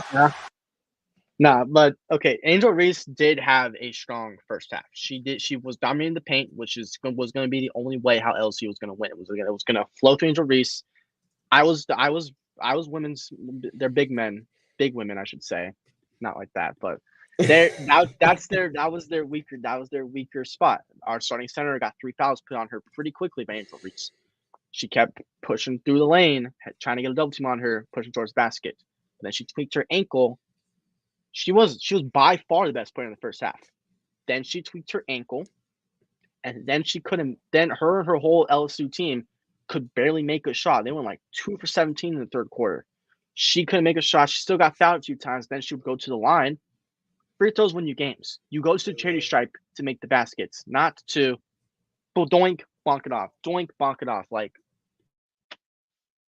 and then Haley Van Lith. Don't get me started on her. She's like, her one job was to guard Caitlin Clark to make sure she can't make anything. What did Caitlin Clark see to do? She would screen off for her. She would screen off. Haley Van Lith would like zoom in almost, give her like maybe 6 inches of space, try to get hand in her face. Every time, just over her. Every single shot. And then that affected her offensive game. Haley Van Lith didn't really have her best offensive game. She made a lot of questionable passes that sailed into the seats. Like LSU, outside that first half, they did not play a good game, and it shows. That's why they lost. And I don't really like Angel Reese. I don't like Angel Reese either. But I want to talk about Haley Van Lith. Let's talk about her just briefly. She, in my opinion, the best player on LSU this past season. In my opinion, she is entering the transfer portal now. She's ring chasing. I want to say that she's ring chasing. Where do we see Haley Van Lith going? Where is the landing spot for her? I mean, we're talking about this like she's an NFL player. It's crazy. This NIL stuff has made all this free agency type stuff in women's college, all this other stuff. Where's she going, Si? Give me a brief answer. I think she either goes to Connecticut, especially if Paige comes back for another year, because she hasn't confirmed whether or not she's going to the draft. She could go to Connecticut and form a very strong duo with Paige. They would be the favorite to win next year. She could go to South Carolina if she really wants to ring chase. Don Staley is like a phenomenal coach. She could turn her into even more of a star than she already is. Or, funny enough, she could go to Iowa. It's not out the blue. She got beat by them. She can go join them. Iowa's losing 3/5 of their starting lineup next year. They have a strong freshman class coming in. They have a strong bench already. But Haley Van Lith could go be the face of that team. Where's she going though? Give me a straight answer. I want one team. I don't want all I think she goes to UConn. Here. I think she goes to UConn as much as I want her to go to Iowa. I don't think it's going to happen. She's going to UConn. That's what I'm going to actually. It's funny enough. I'm going to agree with you. I think she goes to UConn. She goes to UConn. They won't be a number 3 seed this year. They'll be a number 1 seed, number 2 maybe. They'll be a better seed with Haley over there. Yes. She goes to UConn. That's her landing spot, and that's all I have to say about that. Perfect. Love to see it. But it's about that time of the show where we like to introduce a couple special guests, and it's their time. So, without further ado, because he is one half of, and I can see you down there, Kenny. I'll give you a good introduction too. Don't worry about it. Don't worry about it. We're gonna get there now, because he is one half of the boys of breakdown, as I like to call them. Ooh, the boys I of want to introduce. breakdown. It's time. It's time. I mean, we've ranted and all did all sorts of stuff. Yeah, It's time to introduce the man, the myth, the legend, the 5-time NFL veteran, the guy I like to call the co-host on my show. He's not Nate Ness today, ladies and gentlemen. This is Gator. How we doing, Look, Gator? look who it is. I like it. I like it. I love it, guys. I love it. Gator's here. You know what it is? Hey, Gator don't play no shit. Gator don't play no shit. You don't play. Oh, it just feels good when Gator gets on. It feels good when Gator's on. It feels good. Oh my gosh. You know, before I got to get on, fellas, you know, I hope everybody had a blessed day, but I got to say hello to my children, family, Yes. Tyler, Nemo, Demi. Love you guys. Got to send a shout out to my nieces, My, Coda, Denver. DQ, I love you, baby. Nemo. He's over there, so I'm just leave him alone. But yeah, Gator is here, baby. Gator is here. Gator is here. And before Gator goes on, because you can go on however long you want, I need to introduce somebody that has never gotten a sort of big introduction before. And I think it's time that the man, the myth, the legend, and he is all three of those things, the guy who is a big piece of this TDT puzzle. Huge. Without him, our website would look trash. You know, you would be reading the alphabet backwards if it wasn't for him. I want to introduce. He is the coach's corner, actually. Kenny. Hey, Kenny. How's it going, guys? What's up, Kenny?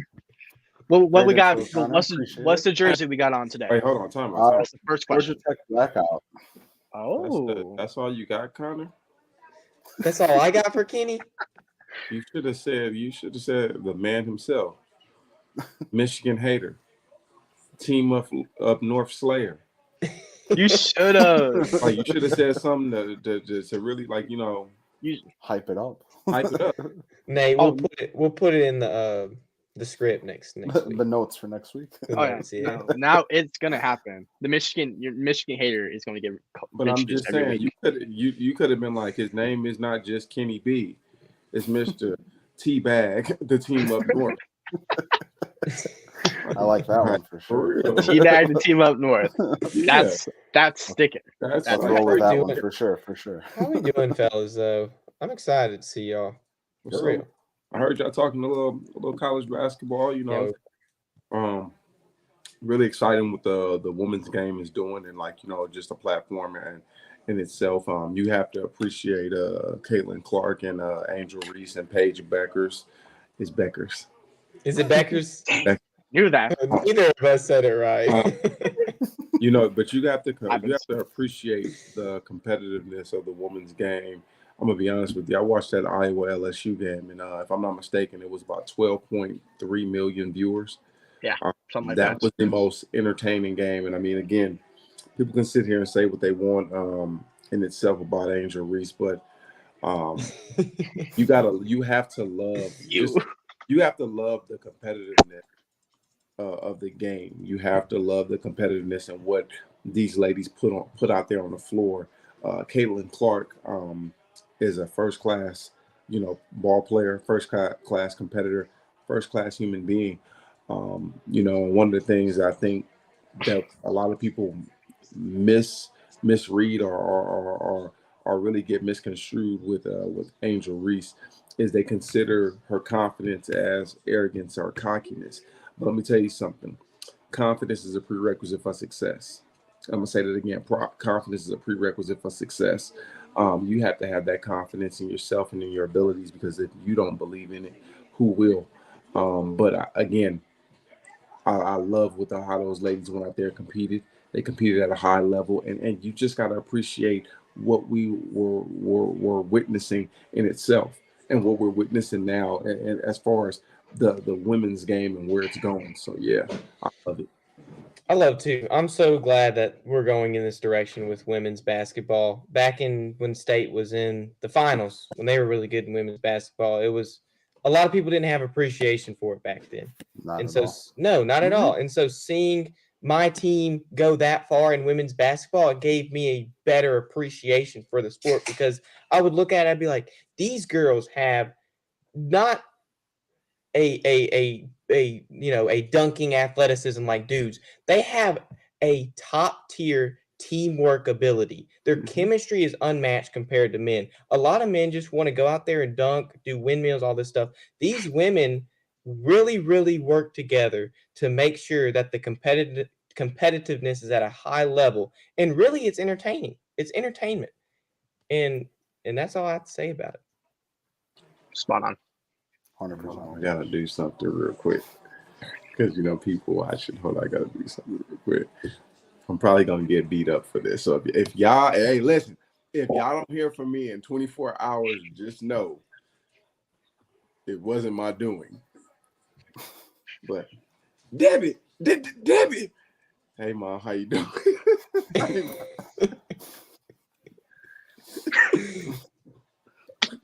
Oh man, but no, oh man, it's so exciting, man. I miss MJ and Bruce, but you know what? Hey, we got a great show tonight. You guys We do have a great show. We do.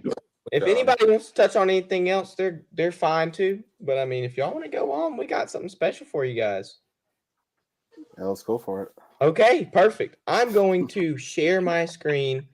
I think I'm going to be able to share my screen and see y'all. I don't know how this will work, but You should be able to see your Cy screen. and I, well, with the help of Jack, he's in the comments now. Thank you, Jack. Shout Cy out, Jack. and I have created a tier list of S tier through F tier. This is our grades. We're going to go through each division of football and grade the team's free agency. Now, I have gone ahead and looked up and graded them myself before the show with these educated guesses. I will present that to you, and as a group, we will grade the team based on their free agency. So without further ado, let me share my screen. Hell yeah. And select window.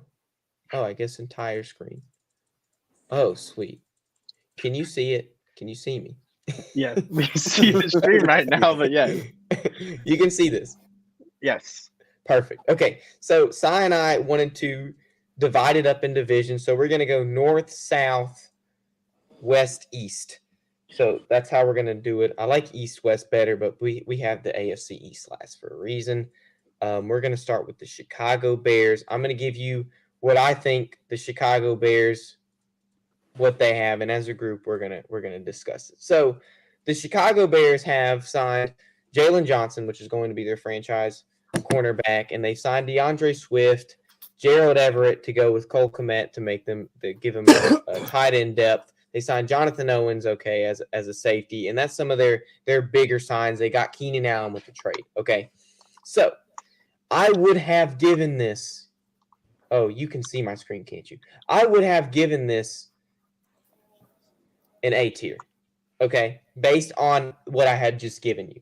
But because they traded Justin Fields for a bag of chips and a Diet Coke, I think I gave this a B. Let me make sure. Yeah, I gave this a B. Now y'all can talk about it, discuss it amongst yourselves. What we're gonna put Chicago in. I'm giving them a B. What do y'all think? I mean, you were actually pretty generous in that aspect of giving them a B. I personally would have given them a C, just off the strength of, again, you got some pieces, but you traded your quarterback for an unknown piece, an unknown commodity. We don't necessarily know what's going to happen with Caleb Williams. Now, would I love to see this young man flourish at the position? And again, there's so much pressure being a number 1 overall draft pick. But again, I would love to have seen them keep Justin Fields and, draft, maybe trade back and get a plethora of draft picks and draft commodity, draft stock and everything and whatnot with the players. But again, they did what they felt was best for the team in that aspect. I mean, again, I'm not in that room. I just wouldn't have did that thing. Because again, you never know what's going to transpire with Caleb Williams. It's going to be interesting to see. Again, most rookie quarterbacks, I mean, it's a struggle for them to the transition from collegiately to professionally. But I wish him nothing but the best. So you're giving them a I would have given them a a C. C. I would have given them Okay. a C. Now, don't get me wrong. I mean, they re-signed Jalen Johnson. He's one of the top 5 corners in the defensive backs in the league. You get Keenan Allen. You get DeAndre Swift. You said Cole Kmet, and again to go with DJ Moore. Yeah, that some nice pieces overall. But again, the most unknown piece and the most important piece of your team is your quarterback position, and you're going to put all your eggs in the basket of a rookie unknown prospect. Again, that has no NFL experience. Now, again, I know there's I'm playing devil's advocate. I know he's a rookie and so forth and whatnot, but if you are a team that's in a win now mode, because again, if they do not, go to the playoffs, it's gone. Eberflus is essentially out of there, and we're going to have to start this process all over again of getting a new head coach, a new system, and basically what's going to happen is the same thing that happened with Justin Fields is going to happen with Caleb Williams. It's just a recurring cycle, and you got to break cycles. 100%. Is it showing the tier list now? No, No. I'm not seeing it. Just exit out of it, and then go to the thing, and then put the screen back up. And just to piggy off what Nate was saying, if all of this happens the way it's supposed to happen, then you could also be looking at a new GM this year as well. Yeah, I wasn't sure about the Ryan Poles situation too. I didn't know. I think he might be on something nice with all of this, because now we're starting to put a lot of stock in, are the moves that he's been making for the past couple of years actually starting to play out? I think this is the make it or break it one for him as well. And so still stuck on StreamYard. Yeah. What the world? Like, I see your mouse moving. Yeah, you see my mouse moving. Can you still see my mouse moving? Yes. The mouse. I'm on a different tab. What the heck? And it freaking restarted all our things. Wow. Okay, hold up. Man. Come on, Connor. I would give the free agency a C, but in terms of their offseason moves total, I'd give them an F, because I would not have gotten rid of Fields. It's too big of a gamble for Caleb Williams. Even if you're saying that he's a generational talent, I don't see it with the way the team is structured right now. I don't see him surviving. So are we going to say a C? Is this a collective C? If all we're talking about is free agency, I'll give it a C. If Well, we're talking about the whole offseason, it's an F. Whole off season, it's 100% F. Poles is on very thin ice. Eberflus is a subpar head coach. Like, yeah, adding Keenan Allen, that's awesome. Adding DeAndre if Swift, he stays healthy. adding This DeAndre is Swift, strictly free agency. You could have gotten better. Gerald Everett's fine, but let me see. It's so. Are we going to give him a C? I'll give him a C. We can go C. I like that. Okay, let me see if this works. I don't know. Does that work? Please, maybe. No, sir. Oh my! Are you sharing the gosh. whole screen or just a tab? The entire screen. You are sharing your entire screen. Okay. Okay, this is what we're gonna have to do. So maybe try and just share the tab then, if you can.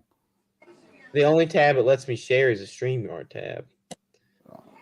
Oh man! Oh man! Oh Beats me. man! Hold on. Beats my cheeks. Pause. Yeah. Hey, wait a minute, Connor. Hold on now. Pause. Time out. Nah. Wait. Nah, Connor. What are you doing? MJ's not here. I know, Right, but so we gotta fill. wait a minute. I'll stop before I go too far. What are you thinking? Thinking that Hold this on. stuff isn't working. Connor, I'm putting gonna the hopefully Bears at bail you C. out. Just give me a second. Okay, let's keep going because we don't have a lot of time. Okay, so we're putting the Bears at C. Is that a consensus vote? Yeah. Hold on. Y'all see my screen? Yeah. I got it. Yep. Okay, cool. We're just gonna. let's use your screen. Yep. Okay. So So next- we're gonna go Bears. We're gonna go Bears. Bears We're C. gonna go Bears C. We're gonna go Bears That's C. fine. Okay, you do the thing. Okay, next Okay. we have the Green Bay Packers is what where I'm gonna go next. And I let's see. really now, because of MJ, I don't have a fond love for the Packers like I used to, but I really like what the Packers have done with free agency. They signed a safety for 4 years, Xavier McKinney, to fill that secondary hole. They kept their all-pro returner, Nixon. They re-signed A.J. Dillon to keep their cornerback depth, and they signed Josh Jacobs to a 4-year deal worth $48 million. Now, to me, now y'all can talk about it, of course. To me, this is an A. This is an A grade free agency. I'm going to give them an A for this, and I want to see what y'all have to think. Anyone They opposed to an A? they definitely improved and didn't really lose much, so I'm good with an A. Okay. Go ahead, Kenny. I need because I need to figure out how I'm going to say this. As much as I hate the Packers, I think that the Josh Jacobs signing has the potential to really pay off for them. So just because I'm a Packer hater, I'll go B. Kenny. Just because I'm a Packer hater, I'll go B. Okay, Phenomenal. I hate to admit when they do things well, but they're always doing things well. I hate it. Fair enough. Okay. Nate, be the voice of reason. Nate, be the voice of reason. I have to give them a B in itself. Now let's not mince our words with the acquisition of Josh Jacobs. What that dimension right there adds to the team. Now, but they had a good running back in Aaron Jones. Aaron Jones. They let AJ Aaron go. Jones. They had a really good running back that can do it all. Run the ball in between the tackles, catch the ball out of the backfield. He produced, and in that playoff run, he produced something at a monstrous level. We can't, forget about that. One of the things, hey y'all, I want y'all to meet somebody. Come here, Dad. Come here. Oh, yeah, this is my dad. My dad is here. My dad actually came there in town. This is Big Nate. Hey guys. Big Nate. That's my dad. Big Nate Nessie. All right. But again, I don't feel like they added enough. Like, I don't think they added a lot. They did add Josh Jacobs, and he's a former All-Pro. A year removed from being a first-team All-Pro and leading the league in rushing. I think that's going to help the growth of Jordan Love and add that dimension of really running the ball. Because again, when it gets to the later part of the season, and that November, December, when it gets cold there and it's like really 0 below, snowing, you need that element of running the ball in itself to really control the clock and control the aspect of the game. But I can't necessarily give them an A. I have to give them a B. They've made some nice moves, some nice acquisitions to improve the team. But again, we cannot just we got to talk about other teams too. I'm cool. I'm cool with a B. I'm cool with the B too. I like what they were doing, but we can go with the B. Okay, let's keep going. Okay, yes. Next I have the Lions. And so I'm loving everything this NFC North is doing during free agency. Let's look at what the Lions have gotten so far. They have gotten a good guard, a pretty good guard. They've gotten some help in their secondary. They've gotten an edge. They've done everything they have. They've gotten DJ Reader. They've done everything they've had to fulfill the needs of their team. And that's exactly what you have to do in free agency. And so because they have filled almost every single hole they have on that team, I'm giving the Detroit Lions an A for this free agency. What do y'all think? Yeah, you better. I am. You better. That works for me. Go ahead, Si. You go ahead. We're gonna just put them right in the A tier. We have no arguments. We got a lot of other teams to talk about. Zero arguments. They're doing everything right. They've had a fantastic offseason. They've done what they need to do. Yeah, I can't wait to see. And they're only going to get better in the drafts. Exactly. They're probably going to have one of the best drafts. 100%. I'll say it. Right now. They're on track. Definitely. I'll say it right now. Well, because they figured out that they can actually develop players. Now, if we agree with that, I mean, you can keep talking. People want to play. These teams going. People want to play for Detroit. That's all I gotta say. They want to go. They want to go on and play at Ford Field. They want to play for the Fighting Dan Campbells. Yes. I love it. So let's keep going. I love, like I said before, I love everything about this NFC North.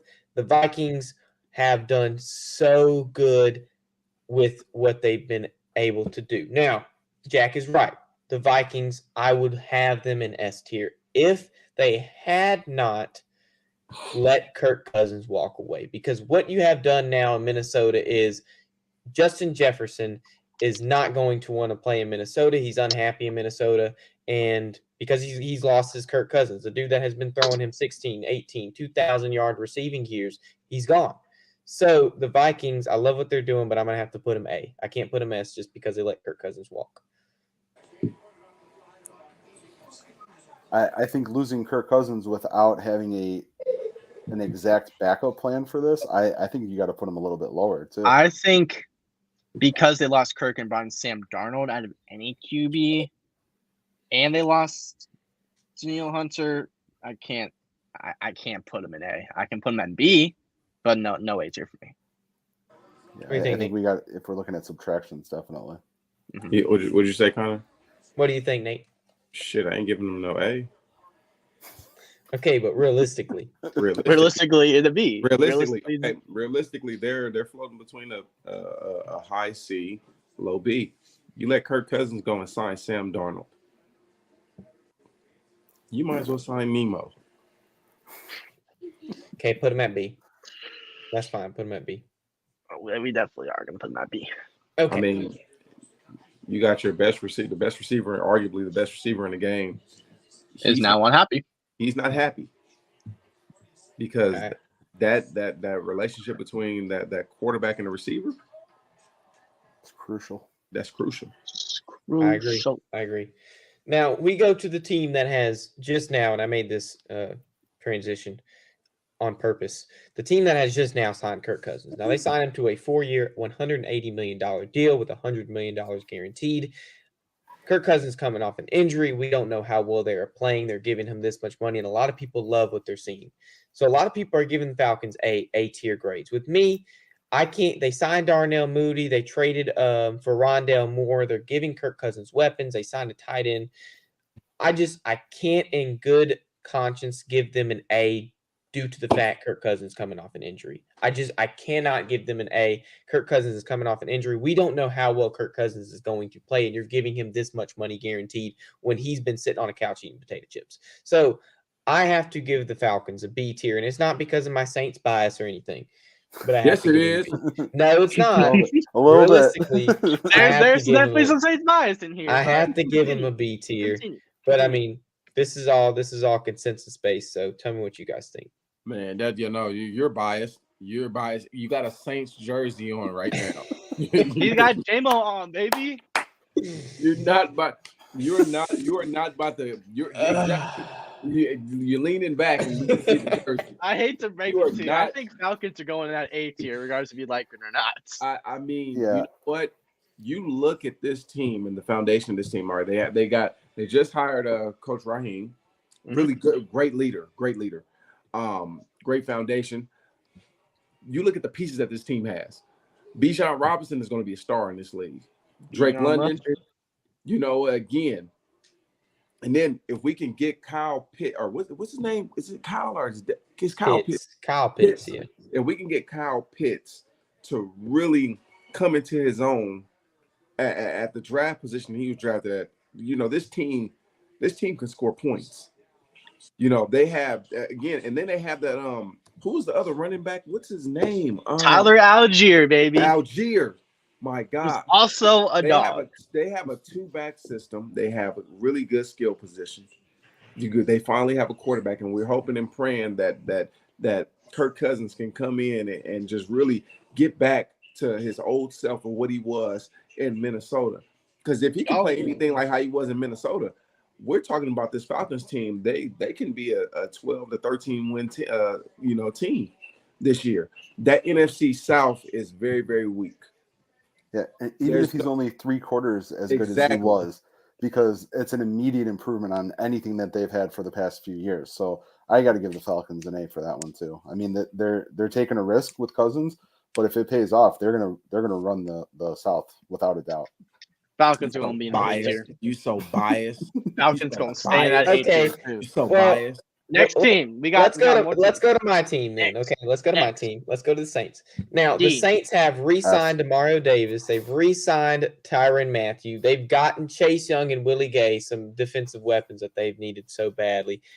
But the Saints are very, very emotional signers. Like, they sign emotionally, and I can't stand it. They signed Nathan Peterman. Not that this is an emotional signing. I just can't stand Nathan Peterman. And they signed Cedric Wilson and some other Bengals wide receiver that doesn't play because he's from Louisiana. I'm giving them a C simply because of the fact that they have filled a lot of gaps in their defense. But I wouldn't care if y'all put them at D. But I'm going to give them a C. I mean, if we want to look at addition by subtraction, Michael Thomas isn't on that team anymore. Yeah, So and that's a good move too. Just purely on that, I can put them in C. But that offense has a lot of question marks. Defense might be fine. I mean, C or D, it doesn't really matter to me. What do y'all think? I'll see, with my Ohio State bias, I was going to go S tier for the Chase Young signing. But everything considered, I understand. The highest I would give them is a C altogether. I mean, they're just it, like you said, Connor. There's a lot of emotion that goes into their signings, and I don't know how much actual analytics goes into it. I'm sure there's a ton of it, but it just doesn't feel right in New Orleans right now. So I'd give them at most, I'd give them a C. Nate. Trash. This team right here, I'm going to have to give them a C. This is going to be a consensus C. They have not done anything to warrant that they want to. They haven't done anything to warrant that they are really trying to they're more or less the same. Top tier. They haven't done anything. They haven't done anything this offseason, as far as moves and whatnot to say that, hey, okay, we want to compete. We want to compete. Again, they missed the playoffs by the Bucks won the NFC South by one game. One game. By one game. What have you done to ensure to your fan base that last year, we don't want to see that last year, that we're going into this year putting it all out there on the table. We want to compete for this NFC South division crown. We want to compete in the playoffs. You have not done anything to really make your team better. So they can get a D, but I'm going to give them a C. We'll be generous. We'll keep them in C. Okay, cool. Okay. Now, we have the Carolina Panthers next, and I have loved what the Carolina Panthers are doing. They've gotten the guards for Bryce Young because he's just been terrible. They've got two guards, Robert Hunt and Damon Lewis, good signings. They got a D tackle, linebacker. They re-signed a cornerback, got Deontay Johnson with the trade from the Steelers. They got another cornerback, a safety. They got Jadeveon Clowney. I've loved what the Panthers are doing. So I wanted to give them an A tier. I wanted to. But because of that Brian Burns trade, when you have traded your franchise player away for a second-round pick, not ensuring you that you can replace Brian Burns, you're going in B, Carolina. You're going in B. What do y'all think? Okay, I'm biased in this aspect because they just hired Canales. Mm-hmm. Of course, I've known Canales since I was like 13 years old. Him being a Carson guy, and he was one of my junior college football coaches at that. So there was going to be some bias coming out of there. Just knowing that he's a damn good coach, and he's a coach that's going to help Bryce Young and his growth. His mechanics was atrocious this past season. His footwork, his pocket presence, his awareness. Again, but it's understandably so because if I'm not mistaken, Kenny, correct me if I'm wrong, they fired the coach halfway during the year? I believe so. Yeah. So I mean, Frank Reich, wasn't it? They fired Frank Reich in like their 10th game of the year. So it doesn't help that again he had to start from scratch. Like this whole year, his first year was a waste. There was no growth for him, and what we needed to see. His rookie wall was just he hit it hard. But I'm gonna have to give them a B just because when you trade away that Brian Burns, that hits it hurts your team. So I have to give them a consensus B. I think a consensus B is the right answer. What about you, Absolutely. Kenny? Absolutely. I mean, same thing. If we're talking just free agency and the Burns trade, it has to be a B. But if you're talking overall what they've been doing the past couple of years, it's got to be healthier because you're sitting here. You gave up the number 1 pick this year on that trade last year, so it's B for me right now. But it could get much worse. Yeah. I like that. Okay. Next, we go into the Tampa Bay Buccaneers, and we've seen the bad side of the NFC South. Okay, so let's get into some good news. Now, the Tampa Bay Buccaneers found their franchise quarterback. They gave Baker Mayfield a bag. They re-signed Mike Evans. They franchise tagged Antoine Winfield Jr., who was a dog this past season. They kept Levante David. They re-signed just all these depth players. I'm liking what the Buccaneers have done. There's nothing that the Buccaneers have done to make me say otherwise in this answer. I'm giving them an A. Okay, it's a stretch to go ahead and say that they found their franchise quarterback. I won't. They found a quarterback. That's why I put quotes. Okay, Thank you, Nate. they found okay.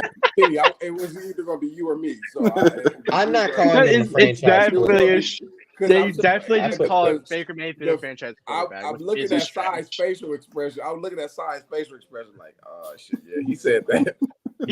He said franchise. But they found a quarterback that can help them until they find a franchise quarterback that can keep them their head above water and competing. They are quote unquote the reigning NFC South Division winners.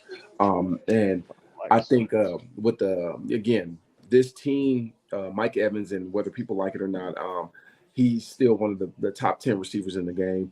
Antoine Winfield was AJ was a dog. A dog. Again, my bias with Coach Todd Bowles, mentor of mine's, Miami. This team has everything it needs to again win that NFC South Division crown. If I'm not mistaken, this will be the 3rd year. Would this be the 3rd year in a row?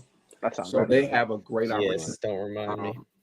They have a great opportunity. I think, again, I'm going to give them the A tier with Atlanta because they didn't do necessarily anything that's just spectacular, but then what they did do was, they kept the core of that team together.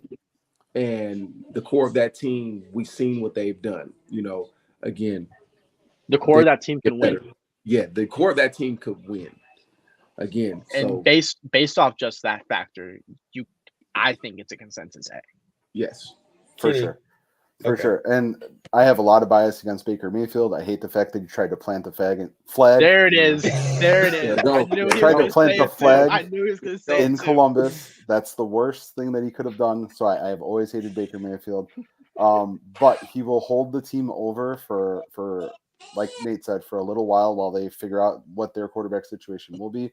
For now, and solidifying the roster, I'd give it an A for sure. Okay. Perfect. I love that. Okay, I love that. Consensus good. Okay.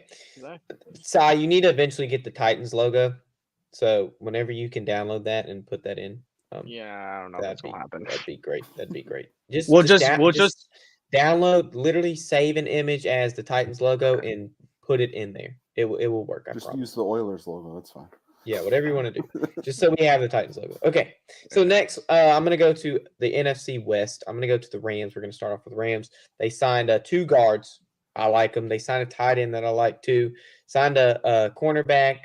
All this stuff they signed all these good players, but they're spending a lot of money to sign these people. Now they signed Cameron Curl to a 2-year, $8 million deal. I like that. It's kind of cheap, but they signed Jimmy Garoppolo, which I don't really like. So because of the amount of money they have been spending and who they have gotten with that money, I'm going to give them a C. But we also can't forget the best defensive player of this generation just retired. Yes, and that's good, Nate, because they have not found a replacement for him, and they could with the draft. And I'm saying with free agency, you have not found that replacement, and that's also why I give them a C. I mean, yeah, I'm going to have to give them a C as well because it's not just a replacement of Aaron Donald. It's because it's going to be hard to replace. That's a first ballot Hall of Famer. That's a champion, 3-time Defensive Player of the Year, All Pro. Consummate All Pro. A man that's a generational talent. That's generational talent right there, and the generational player. What he did for that defense, again, he was a big part of that defense and whatnot. He was a game changer and a game wrecker. But what have you signed? What other guys have you signed on on the offensive side or on the defensive side? They haven't done a lot of that yet, and whatnot. So I have to give them a C. Yeah, I think just at this point, the highest that you can give them is a C. They just haven't done enough yet during this offseason, during this period, where they can show that they're making any sort of progress towards reclaiming the West. I mean, that's just the highest would be a C right now. So I sent you that Titans thing, but you already got it. Never mind. Already pulling in there. What team we're talking about? I'm not gonna lie, I got distracted doing this. I don't know what team we're talking about. C, the Rams. Oh, Rams C. Oh yeah, no, 100%. We made a C. Okay. You lost Aaron Donald. You didn't gain that much. Matthew Stafford's your order. You don't have a QB behind him. C. Okay, we're gonna go to a team where this could be like a lot of that we could take this a lot of different ways. And so this is the Arizona Cardinals. They signed a D tackle. They signed Sean Murphy, Bunting. They signed all these people, another O tackle, because they had released what's his face? They released a tackle. I can't remember his name. Humphreys or something. They released him. But they did trade for Desmond Ridder, like he's going to be their franchise guy. I don't know with the amount of money they're spending on these players, what they're going to do with them. I don't like it a lot. I'm going to give Arizona a C. Did you say? Oh, that's generous. Did you just say that Desmond Ridder was going to be their franchise guy? No, I said I don't know what they're wanting to do with Desmond Ridder. Oh, if they want him to be their franchise guy. I think that's the reason why you'd have to put them in the hell tier, is because they clearly make it look like they have no idea what's going on. Thank you. I agree. And until April 25th, when they draft Harrison Jr., it has to stay in the hell tier, because they'll get lucky that he drops that far. And all they're doing a poor job of rebuilding. So I'd have to put them in the hell tier. Thank you. I agree. Nate, what you thinking? Hell, what you think I'm thinking? I'm just making sure. I was trying to be generous, but if y'all want to go that far, we can go that far. Oh no, that's why it's here. That's why it's here. This will be go that far. Okay. Well, let's keep going then. Okay. Let's go to the Seahawks. So they got a couple of okay players. I don't really know what the Seahawks have been doing. They got Leonard Williams, who they signed, who they got this past season. They re-signed re-signed Noah Fant to a 2-year deal, and they got Sam Howell. Okay, I mean it's all okay stuff. I'm just gonna give him a C. It's all okay. I don't see anything super good. I'm gonna put him in the middle of the pack. I'm gonna give him a C. Whatever the way y'all see it, I don't care. I could go C or D. I could go C or D. I mean, I was floating more to D. You release your 2 Pro Bowl safeties, but one of them couldn't stay on the field in regards to Jamal Adams. Quandre Diggs, you let go. Sure, they did let go Quandre out of the blue. Yeah, that hurt my feelings. That was my dog. Yet they haven't made any moves to say that they want to gain some ground on San Fran. They have not made no moves to say they want to gain some ground on San Fran. So right now I have to put them just above them right there at the bottom. You can put them at D. I'm fine with that. I'm thinking. I'm like I'd put them D. Cool. I don't mind that. Okay. Next. What's our next team? Okay, let's go to San Fran. Since you talked about San Fran, Nate, let's go to San Fran. They get Leonard Floyd. They get Gross Matos on a 2-year deal. They get a D tackle, They get another D tackle with the Texans. They've been doing okay moves. I mean, they're the San Francisco 49ers. They just made the Super Bowl. So how many moves can you make? I'm putting them. I want to put them a high C and a low B. but I don't know which one I'm going to give him. I gave him a C, but I could see B too. And you could disagree with me. So it's like you said, Connor. So if you didn't have a whole lot of moves to make, then what moves they did do, I think, absolutely solidifies the roster, clearly puts them in the driver's seat in the NFC West, and should put them right at the top when you start thinking about, eventual Super Bowl contenders. So I'd probably put them at an A. Okay. I'm I leaning see towards that. more towards an A too, because yes, they lost Eric Armstead off some drama, but they brought in Gross Matos, they brought in Leonard Floyd, they brought in Malik Collins from the Texans, Jordan Elliott, Kevin Givens. They got Devontae Campbell now in that linebacker core. Flanagan Fowles re-signed. They got some more cornerback depth. They lost Sam Darnold, but they brought in Joshua Dobbs. Like, for a team that didn't need to do that much, all they did is they said, "Hey, our defense was a little weaker than it should have been last year. What we lacked last year? Depth. They lost a lot of key guys down that stretch. They said we're not going to have that problem again, and they brought in bona fide names that can mix well with the piece they already have. Just based off that by itself, I'm leaning towards A, but also San Francisco bias. So that's also why I'm saying A. So really, my opinion doesn't matter that much. You can put him A. I'm okay with that. If it's a consensus A, then I will put them in A. Nate wants up. Nate wants up. I mean, everybody said everything that I need to say.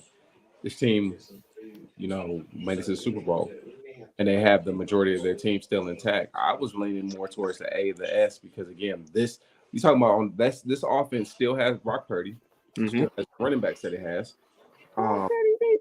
Losing Eric Armstead was a big hit. Yes, you get depth just for situations of such.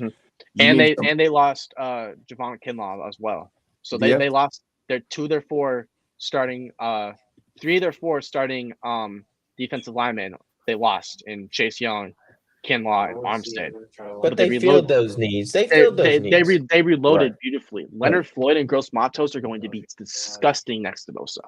But one player I want to throw out there that people have really forgot about, and if he can come back to any part, like just a percentage of himself, Talanoa Hufanga.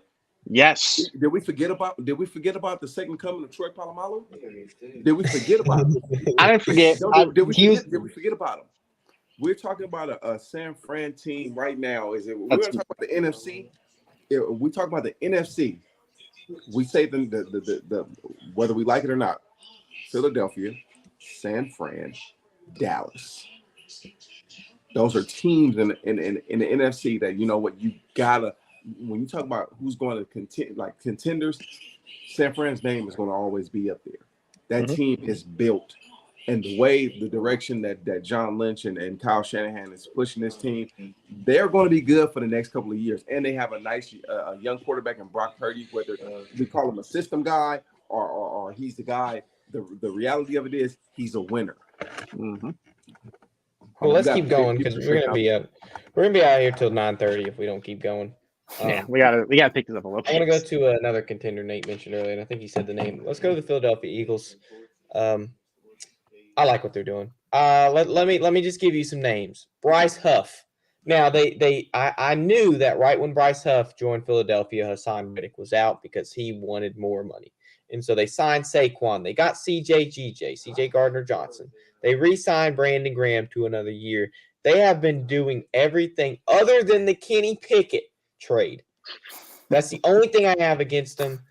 I think everything else is really up there. I'm giving the Eagles an A because of Kenny Pickett. I can't give them S because of Kenny Pickett. I just can't. So I give the Eagles an S except for the Pickett and because they lost Kelsey to being retired. So otherwise they also lost Lane Johnson too, right? No, Lane Johnson signed a extension. I think he re-signed.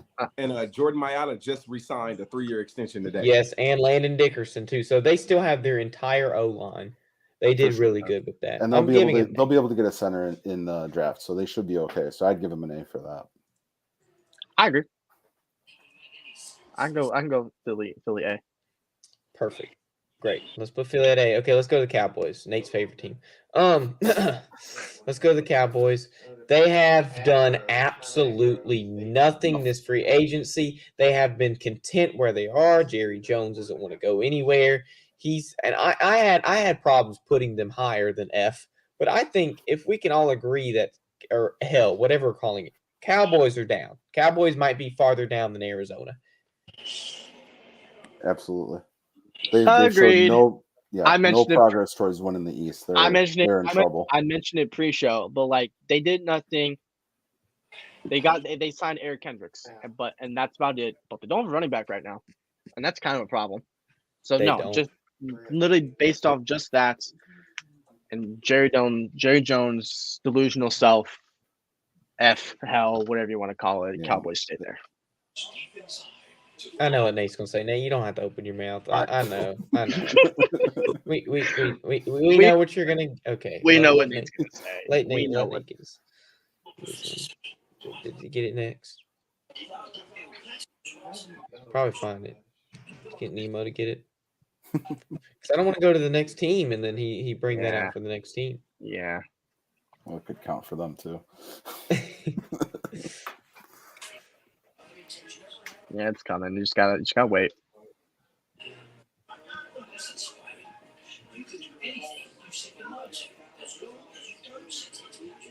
Okay, while I wait on Nate, let's go to the next team because I don't want to wait on Nate too long because we're going to be too long. So let's go to the Commies. Let's go to the Commanders. They've done some pretty okay moves. They've gotten a lot of depth position. They got a linebacker, a defensive end. They got a center. They got Austin Eckler, Marcus Mariota. They got Zach Ertz. Released a couple people that they were unwanting of, and they signed a lot of good depth positions.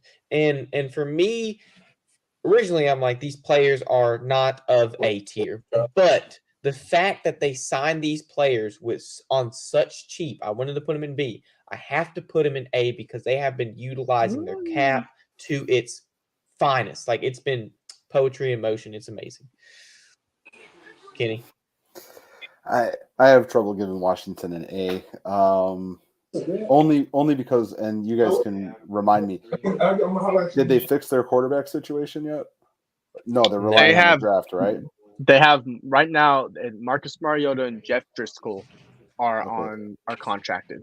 So then you're using your second pick to make sure that you have your franchise quarterback. So I'd have to give them a B. I also have to give them a B. Like, I love that they brought in Jeremy Chin. I think that's going to mesh really well. Frankie Louvu is going to be great. Bobby Wagner is going to be solid. Dante Fowler's solid. Like, they brought in some like decent like pieces, but no QB. They're all gas, no brakes on drafting a QB. And based on just that, I can't put them higher than B. Well, we knew that, right? Which is why I had them A. We knew they were going to draft a quarterback. We're not like the Chicago Bears. We're putting all our eggs in our basket, except we are.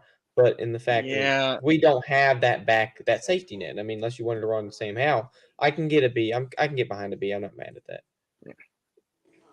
Yeah. Next team, Giants. Let's go to the Giants. Last team in the NFC. Let's go to the New York Giants. I had a lot of trouble with this one because of where I want to say their free agency went. Now, they got Brian Burns from the Panthers. Fantastic, in my opinion, just for a second-round pick. They got a guard. They got Drew Lock as their quarterback. Could be starter. Who knows? They got a tackle. They got a wide receiver. They've gotten all these pieces of their team that they didn't have before. I'm giving the Giants a good A.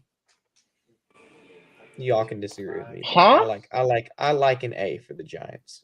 So you signed your quarterback last year. Are you high? Make a deal. Dude. And forego Saquon's massive. You should have given Saquon that deal and let the quarterback. Like, I'm sorry, but the Giants deserve a Oh, I forgot about Saquon. Okay, they replaced you're right. Saquon Barkley with Devin Singletary. No, huge downgrade. C tier at you're best. Right. You're right. Okay, they brought in Brian Burns. Awesome. They brought in, Isaiah McKenzie is no whack wide receiver. No, but you just wasted 6 years of Saquon Barkley or however many years is there. No, C tier. You can't argue higher than the C tier. No. You can put This in is- C. Their organization is a mess right now. Yeah, it's the Eagles division for sure. I don't mind that. I don't mind that. C tier. Cool. I don't hate On that. to the AFC. AFC. Let's go to the Steelers. Let's go to the North. We'll go to the North. And I started with the Steelers. Look, I don't know about y'all. You have signed a now your defense was the sole reason you went to the playoffs last year. You have just about every piece of that defense coming back this next season. You have fortified that defense even better this free agency, and you will have 2 quarterbacks that you are signing and paying $4.5 million this year to play for your team. I'm giving them an S tier. If this isn't an S tier, I don't know what is. Y'all can say what y'all want. I love that what the Steelers have done. I got to give them S tier. I think the Steelers front office is running circles around most of the rest of the league right now. They've done some really good things. They have 2 quarterbacks extremely cheap. So that gamble, it doesn't matter how that gamble pays out because you've instantly upgraded from Pickett. So I'd go S tier for the Steelers as well. Brought in supporting cast of Cordell Patterson, Van Jefferson, and Quez Watkins for Russell or Justin Fields to throw to, with Pickens as the 1. That defense now has Dante Jackson and Patrick Queen just casually. Miles Kilbrew's now on that team. Like, yeah, no, I'm perfectly fine with this being an S. S for Steelers, baby. I can go with S for Steelers, and they'll have a good draft because Tomlin knows what he's doing. Like, yeah, I'm cool with it. I'm cool with that. Okay, let's go to the Cleveland Browns. I mean, I have different opinions for these teams. I like what the Cleveland Browns are doing. Let's think about this. Nick Chubb is coming back. He's coming back off an injury. And this is a little biased because of who they signed. They signed Jabbo. To Cleveland. And they got an edge. They got Jerry Jeudy in a trade. They re-signed a tight end. They've been doing so good in Cleveland this past offseason with their depth and filling their hole. They got all these QBs to make sure that, hey, if Deshaun Watson is not what he was years ago, we have insurance in our quarterback depth. They have 4 QBs on. They got 4 QBs on that roster. 4 pretty solid QBs. For that, I have to give Cleveland an A. And they got a lot of running back depth now too. I have to give Cleveland an A. I see no arguments. Nate's with it. I'm okay with it. Yeah, it's the Browns, so they'll still screw it up somehow. But you can give them an A. Exactly. Perfect. Okay, next. Baltimore Ravens. Ooh, Baltimore Ravens. Now, this is something I had trouble with. You signed Derrick Henry. You signed your franchise defensive player in Buke, however you pronounce it. You got to re-sign Nelson Aguilar. You just haven't done much in Baltimore. There's not something that screams Baltimore, because of this free agency, is going to give them a chance to become a top team like they were this past year. I can't put them higher than a C. If you want to put them D, you can. I can't put them higher than a C. So I would say for free agency, you can give them a D, but with the Ravens, you always have to wait until after the draft. Once they hit the draft, that's usually where they restock, they rebuild their rosters, and they're very, very good at that. So for right now, you can give them a D, but if we're starting to talk about the total offseason, the building up, I think they're going to be much higher once we get to June and the OTAs and stuff like that. Nate? Spot on. You agree? Disagree? Agree. Agreed. Okay, next team. Cincinnati Bengals. They've done okay. They've gotten running back depth, but Joe Burrow's always injured, so it's not like we have wide receiver drama and T. Higgins. Are we going to trade him, franchise tag him? They got 2 tight ends with Mike Gesicki and Drew Sample. They got Zach Moss, Geno Stone. They've had a pretty solid free agency, Von Bell, Sheldon Rankins, but they haven't had something that is going to take me to an A tier. I got to put them B tier. B for Bengals. I'm on board I like with that for sure. The Geno Stone signing is so sneaky. Love that signing a lot. B for now. If they do trade T. Higgins, like the rumors are saying, you got to drop it down to a C. At the moment, B is perfectly fine with me. 100%. Nate, you agree, Nate? I do agree. Okay, perfect. Now we're going to go to the South in the AFC. Let's go to the Indianapolis Colts.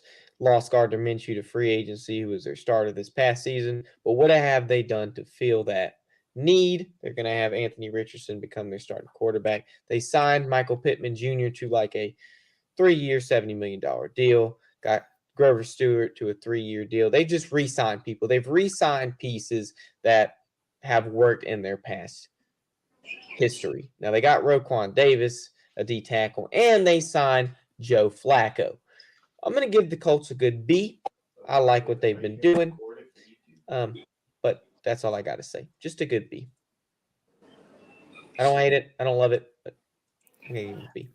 Yeah, it's the same, right? They had a chance to win the AFC South last year, and I feel like they've done almost nothing to improve on that chance. Granted, Richardson should be an immediate improvement over Minshew, but he's still entering his second year, so I'm not 100% sure on that. So, yeah, the highest I would do is a B. Nate? Works with me. It works for me. Just again, we gotta see how he recovers from this injury and this surgery, if I'm not mistaken. Yeah. Perfect. Next team, we have the Houston Texans. Don't even get me started on the Houston Texans. Let's make this quick. I think we all know what we want. I'm going to give them S, especially since the Stephon Diggs trade came out. I'm giving Houston S. Yeah. S. Move on. They gotta be S. Next. All right. Jacksonville Jaguars. So similar to what the Houston Texans have done this past offseason. They have been fortifying around CJ Stroud because they are going to spend money. Now, the way you win this game of football is to spend money in the places that matter most. Well, there's teams like the Bears and the Jaguars that have just not had the mindset of, okay, something hasn't clicked. Right, they have not built around Trevor Lawrence as they should. So is this the offseason where they finally figure it out? Well, they get Gabe Davis, they get Ezra Cleveland, they get stuff for Trevor Lawrence, they get Mac Jones in a trade, get a center, they get Darnell Savage. I'm going to give them a B. I like what they've done. I just don't think it's what the best they could have done. Are we going to start talking about how Trevor Lawrence maybe isn't a franchise quarterback? Because I have yet to be impressed by anything that he does as a professional athlete. This is T-Law's make or break year, and I'm a Jaguars fan on the low. Like, I got family who lives in Jacksonville. Like, I can say that the offseason was a little subpar to what people were thinking, but they did make improvements. That defense is going to look a lot better. Gabe Davis, I mean, maybe he needed to get out of Buffalo to show that he's got potential. That's a little head scratching. The offensive line is fortified with Mitch Morse and Ezra Cleveland. If Cleveland can stay healthy, it's an immediate improvement for that offensive line. But I don't think that really helps Lawrence's case because I still don't see the actual talent there. That's just me though. I would say a B or a C at most for their offseason move. I can get behind a B. The wide receiver core is a little. I mean, it's Christian Kirk and Gabe Davis, who are really both just wide receiver twos. So it really just depends on how they've lost Calvin Ridley and how well they have been able to fill that up for me. Mm-hmm. But I honestly kind of put the Jaguars in the same situation with the Ravens. Is I want to judge this team after the draft. What they do in the draft is going to will solidify really what I'm thinking. Like what they do with that first round pick in particular, if they go all line or if they go a DB, it will be very interesting to see. But so what are we thinking? C? I mean, we might have to put him C. What do y'all think? I think C for now. I'm thinking C for now. They did fill some holes. They could have. They kept Josh Allen on a franchise tag. Boy Sadaluka got a new contract. Better O-linemen than they had last year. It's just the T-Law's weapons are looking a little interesting. I don't think Gabe Davis is the answer. Nate, if you need to go, you can. We've gone a little while. We're going to finish up the thing. I appreciate you, Gator. Love you. What's up, Gator? So let's go on to our next team. We have the Tennessee Titans that we had to get earlier. So they have signed Awuzie, which something about Awuzie is I think he is very much overrated. I don't know about y'all. I think he's good, but I think like people are calling him names that he should not be described as, like all pro and stuff. He's good. But he's not. I don't know if he's a 3-year, $36 million good. Now Tony Pollard they signed. They get some pieces for their defense, signed a backup quarterback, and they signed Calvin Ridley. Now the money they have spent to acquire these people, I give them a low B. But I would not be upset if y'all wanted to go C for this one. I think it has to be B. You gotta remember they did trade and sign L'Jarius Sneed to a contract. They did. Ridley and Hopkins are gonna be a good duo. Tony Pollard, it's gonna be a different run style than they had last year. Cushionberry at the center spot it's definitely an improvement. I don't know about Kenneth Murray as a linebacker. Joseph Day isn't terrible, but he's not great. I mean, Mason Rudolph and Will Levis is that quarterback room, which is something.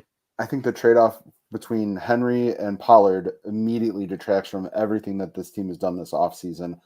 I know the writing was on the wall from the beginning that Henry wasn't going to get re-signed this year going into this season, but at the same time, like, who did you replace him with, right? I think Pollard. It's an immediate, and there isn't a lot that you can do for Henry that would be an upgrade to that position, but you can convince me of a B, but I'm stuck on that Henry thing, and that makes it a low C. I'm feeling. I'm okay with the C. I'm okay with the C. I had a low B. Yeah, I'm cool with the C. We're cool to see. Next team, I think we're finally out of the South. Yes, we are. We're going to the West. We're going to the Raiders. So the Raiders have been interesting. They signed Christian Wilkins to a 4-year deal worth a lot of money. They fulfilled that need. And before that, I had them drafting a D tackle, which, I mean, I don't think they draft one anymore. No. So they acquired Gardner Minshew. I really like Gardner Minshew. He's a Mississippi boy, but I like him because, honestly, in his seasons as a starter, his stats are better than Trevor Lawrence, if we're being honest. I saw that the other day, and it surprised me. Like, Gardner Minshew stats are better than Trevor Lawrence. Now, they re-signed Amir Abdullah. They got a center. It's just they haven't done a lot for me to give them anything higher than a B. So that's where I'm going to put them. I like a anything, B. So. Anything higher than C, because if we're going to use the same if we're using the same wisdom we just used on the Titans.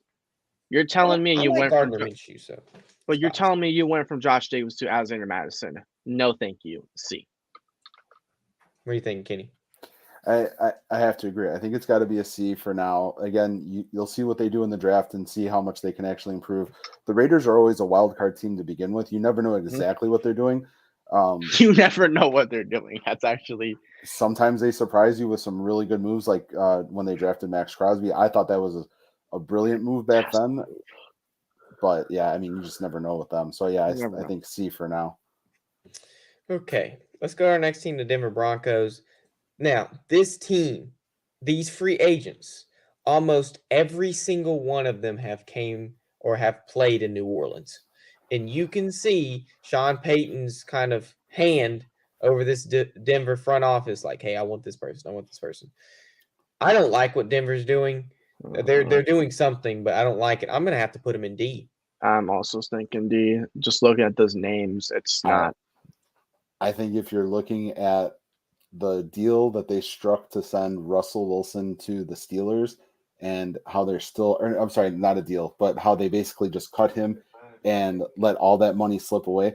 They're going to be in salary cap hell forever. So I think just by that, they're in a hell tier. I like that. I didn't think about that. I like that. All right. I mean, they've screwed themselves over for the next 5 years. You're going to lose Sean Payton before you fix your salary cap problem.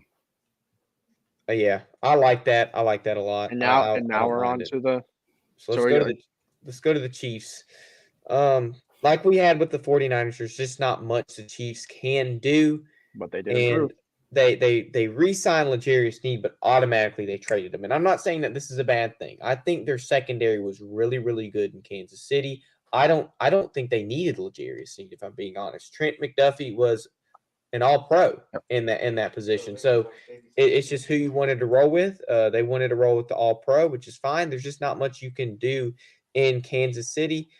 I'm gonna give them a B because of that. I mean, they filled what they needed. They re-signed Chris Jones, I'm and arguably giving them an A because they're picking up Hollywood Brown. They technically have a better backup QB in Carson Wentz. Deion Bush re-signed. Irv Smith as a backup tight end is honestly better than what they've had. And they brought in the rugby guy, Luis Reese Zamit. that rugby guy is not going to be any good. Don't even hype him up. He You'd be might surprised, not. Connor. You would be surprised though, and just they're also taking a risk on Matt Araiza, who, if you know, they're in the same situation as the 49ers. They really couldn't do much to improve, but just by bringing back Chris Jones, not on a franchise tag, but to an actual deal, and bringing in Hollywood Brown to pair with Rashid Rice, just based on that, it's an A. It's an A in my eyes. I What do can you see think, an A Kenny? for sure. I can see an A. Yeah. I don't hate that. We can do A. But we gotta think, like, is Rashid Rice going to play this season? So we gotta also take that into consideration. But let's finish up the West. Let's go to the Chargers. I hate everything the Chargers have done this offseason. I'm going to give them a D to be generous because they did sign a running back and a tight end. They did fulfilled a little bit of needs, but they weren't good players. But I'm going to give them a D just because they fulfilled a couple needs. I agree. And in Harbaugh's first year, there's going to be a lot of reorganization with that franchise. So I think the best you can do is a D. You could even argue hell tier for this, but I mean, you got to give the front office the benefit of the doubt. They were hitting that salary cap issue too. I can't wait to see how they draft. That's just me. I can't wait to see how Jim Harbaugh is going to approach this draft, knowing that he just came from Michigan. Now let's go to the Patriots because this is interesting. We have a rookie head coach, and pretty much it probably will be a rookie quarterback. So we'll see the same scenario we saw this past season with the Houston Texans. I like what the Patriots are doing. They have been making sure, just like the Bears, that this quarterback they draft is going to walk into a situation where he is not going to fail. So I'm not going to give him an A. I'm going to give him a B. I like what they're doing. I don't think it's as good as it could be. So I'm going to give him a B because of that. No, I have no complaints there. I think it's a B. Like, I look at them and I look at the Cardinals because they're in my eyes, they're sort of the same team. The Patriots are doing what the Cardinals should be doing. So just based on that, I like Patriots. 100%. They're a perfect fit for B for now. I love that. So let's go to the Jets. Okay, the Jets. Now this is interesting because we have a 40-year-old quarterback that's going to start for the Jets this next season. How are we going to protect this 40-year-old quarterback to the best of our ability? Now, they lost Bryce Huff to free agency, but you got to keep in mind they have a very good defense. They have depth. Now they have Jermaine Johnson as an end. They haven't lost much. Now they signed Tyrod Taylor. They signed Javon Kinlaw, which I think was a good deal. Sneaky. And they signed 2 tackles, Tyron Smith, Morgan Moses, to make sure, hey, this 40-year-old quarterback, he's not going to look 40 when he's in that pocket because there's not going to be a single person that's going to get to him to make him look 40 years old. They got Mike Williams from after the Chargers released him. I'm giving this a hefty A for the Jets. I have no complaints there. Yeah, I mean, it's definitely a good argument for A. I could see it. You'll have to wait and see until they actually hit the field before it's, I think it's more like a B, but for now, it's easy to say it's an A. Jack likes B. I mean, I like A. I like A for this one. So I mean, I think you're right on that border between A and B, and I think you can default to A in this case. You're right there. We'll just have to see what the rest behold. They did everything they needed to do plus a little bit more. Let's go to the Buffalo Bills. Now, this was one of the teams where I thought, hey, who has had a worse free agency than the Buffalo Bills in my eyes? Now, you re-sign a bunch of these players. You have somebody you signed a max contract with AJ Epinesa. You got Mitch Trubisky. Cool. I mean, you sign all these people to very expensive expensive deals, but you also traded your star wide receiver, your franchise, one of the best wide receivers in the league, for a second round pick. You didn't just trade your you didn't just trade your wide receiver for a second round pick. You traded him a 5th and a 6th for a second round pick. That's awful. I'm putting Buffalo in F. I'm putting them in F. I got to put them in F. Yeah. And then, because it's not just like, oh, they lost Stephon Diggs, but oh, they lost Gabe Davis. Oh, they lost Jordan Porter. Oh, they lost Jarius White. Oh, they lost Mitch Morse. They lost everybody, almost all. Leonard Floyd. Like, they lost almost every key piece. I mean, we were talking weeks ago about how the Bills' window was closing and they didn't know it. Well, they just slammed it shut on themselves with everything that they did in the past couple of weeks. They're done. Moving on to the next one. It's, and now it's anybody's division. That the AFC East is wide open. I think the next team we're going to talk about is the clear front runner. Let's talk about it then. I don't know if they're the clear front runner. I think there's obviously, like you said, it's wide open. It's a big toss up for them. But the Dolphins, they signed a linebacker. They signed Jonnu Smith. They signed a lot of old players. Now that's what I want to talk about. They have a lot of veteran leadership in this team, and that was one of the issues they had this past season, was they did not have a lot of veteran leadership on that team to take them far into the playoffs. They didn't have a lot of people other than like Tyreek Hill that was super like knew how the playoffs worked, right? So they're making sure, hey, we're going to fix that. We're going to sign all these veteran players. Is it going to be a bad thing? Is it going to be a good thing? We don't know. And because I don't know whether it's going to be good or bad, I want to go towards the good side. I'm going to give them a B. Yeah, I can definitely see that. The veteran leadership always helps. As long as they respond to the coach, the veteran leadership is going to be there. It'll be solid. The coach is Mike McDaniel. Like, the coach is, and I love him. I think the coach is someone who weird, they would respond quirky. to. I think they'll respond very well to him. I like him a lot. Now, if there's anything anyone has to say about this, let's keep it up just a little bit longer, Si. Yep. Comment below. You can take a quick look at it before we take it off the screen. I'm sorry we kind of went over time, but I mean, hey, it's the producers' editions. We make the rules of this place. It's like the director's cut. You guys just run a little long. That's all. We will air longer because we had stuff we needed to say, and we did. It's the extended cut. But I want to thank you, Kenny, for coming on. You didn't have to come on whenever me and Si are over here yapping and entertaining us. It's been a good one, guys. Thanks for having me. Yes, for sure. And I really had fun with this tier list. But when everybody gets back on the show, I have a really, really good idea for TDT trivia. We're going to have a kind of a tic-tac-toe tournament with the NFL grid. Ooh, I like so that. I'll show you all those rules. I'm going to pull a couple. Ooh, that's going to be interesting for y'all to do next week. And we're going to run like a tournament style to the death. So we'll see what that happens. Hopefully I'm not last place this time, but yeah. Yeah, hopefully not. I think you have a better chance at this. I think you have a better chance just to make sure your grid knowledge is up to date. Grid knowledge. We need the grid knowledge. I'll start studying now. Yes. Well, we'll holler at you, Kenny. Thank you for coming on. Yes, sir. Thank you, Kenny. Si. Yes, sir. I've had fun tonight. I mean, we went on a little bit longer. I didn't know I was going to yap that much, but I kind of knew. You kind of knew, yeah. I kind of knew, but it's the producer's edition. It's the producer's edition. It's gonna be a lot of editing when I put these clips out. For real. But even with the producer's edition, we still ended off with the best commercial in podcast history.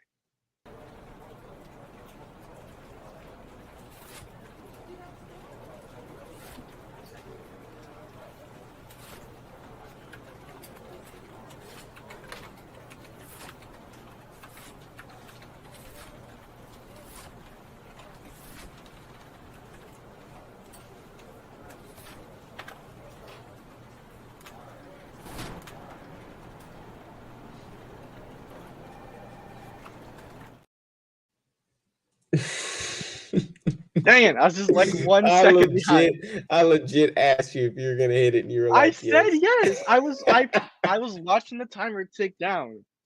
Bro, you missed it. I slightly missed it, but I'm not.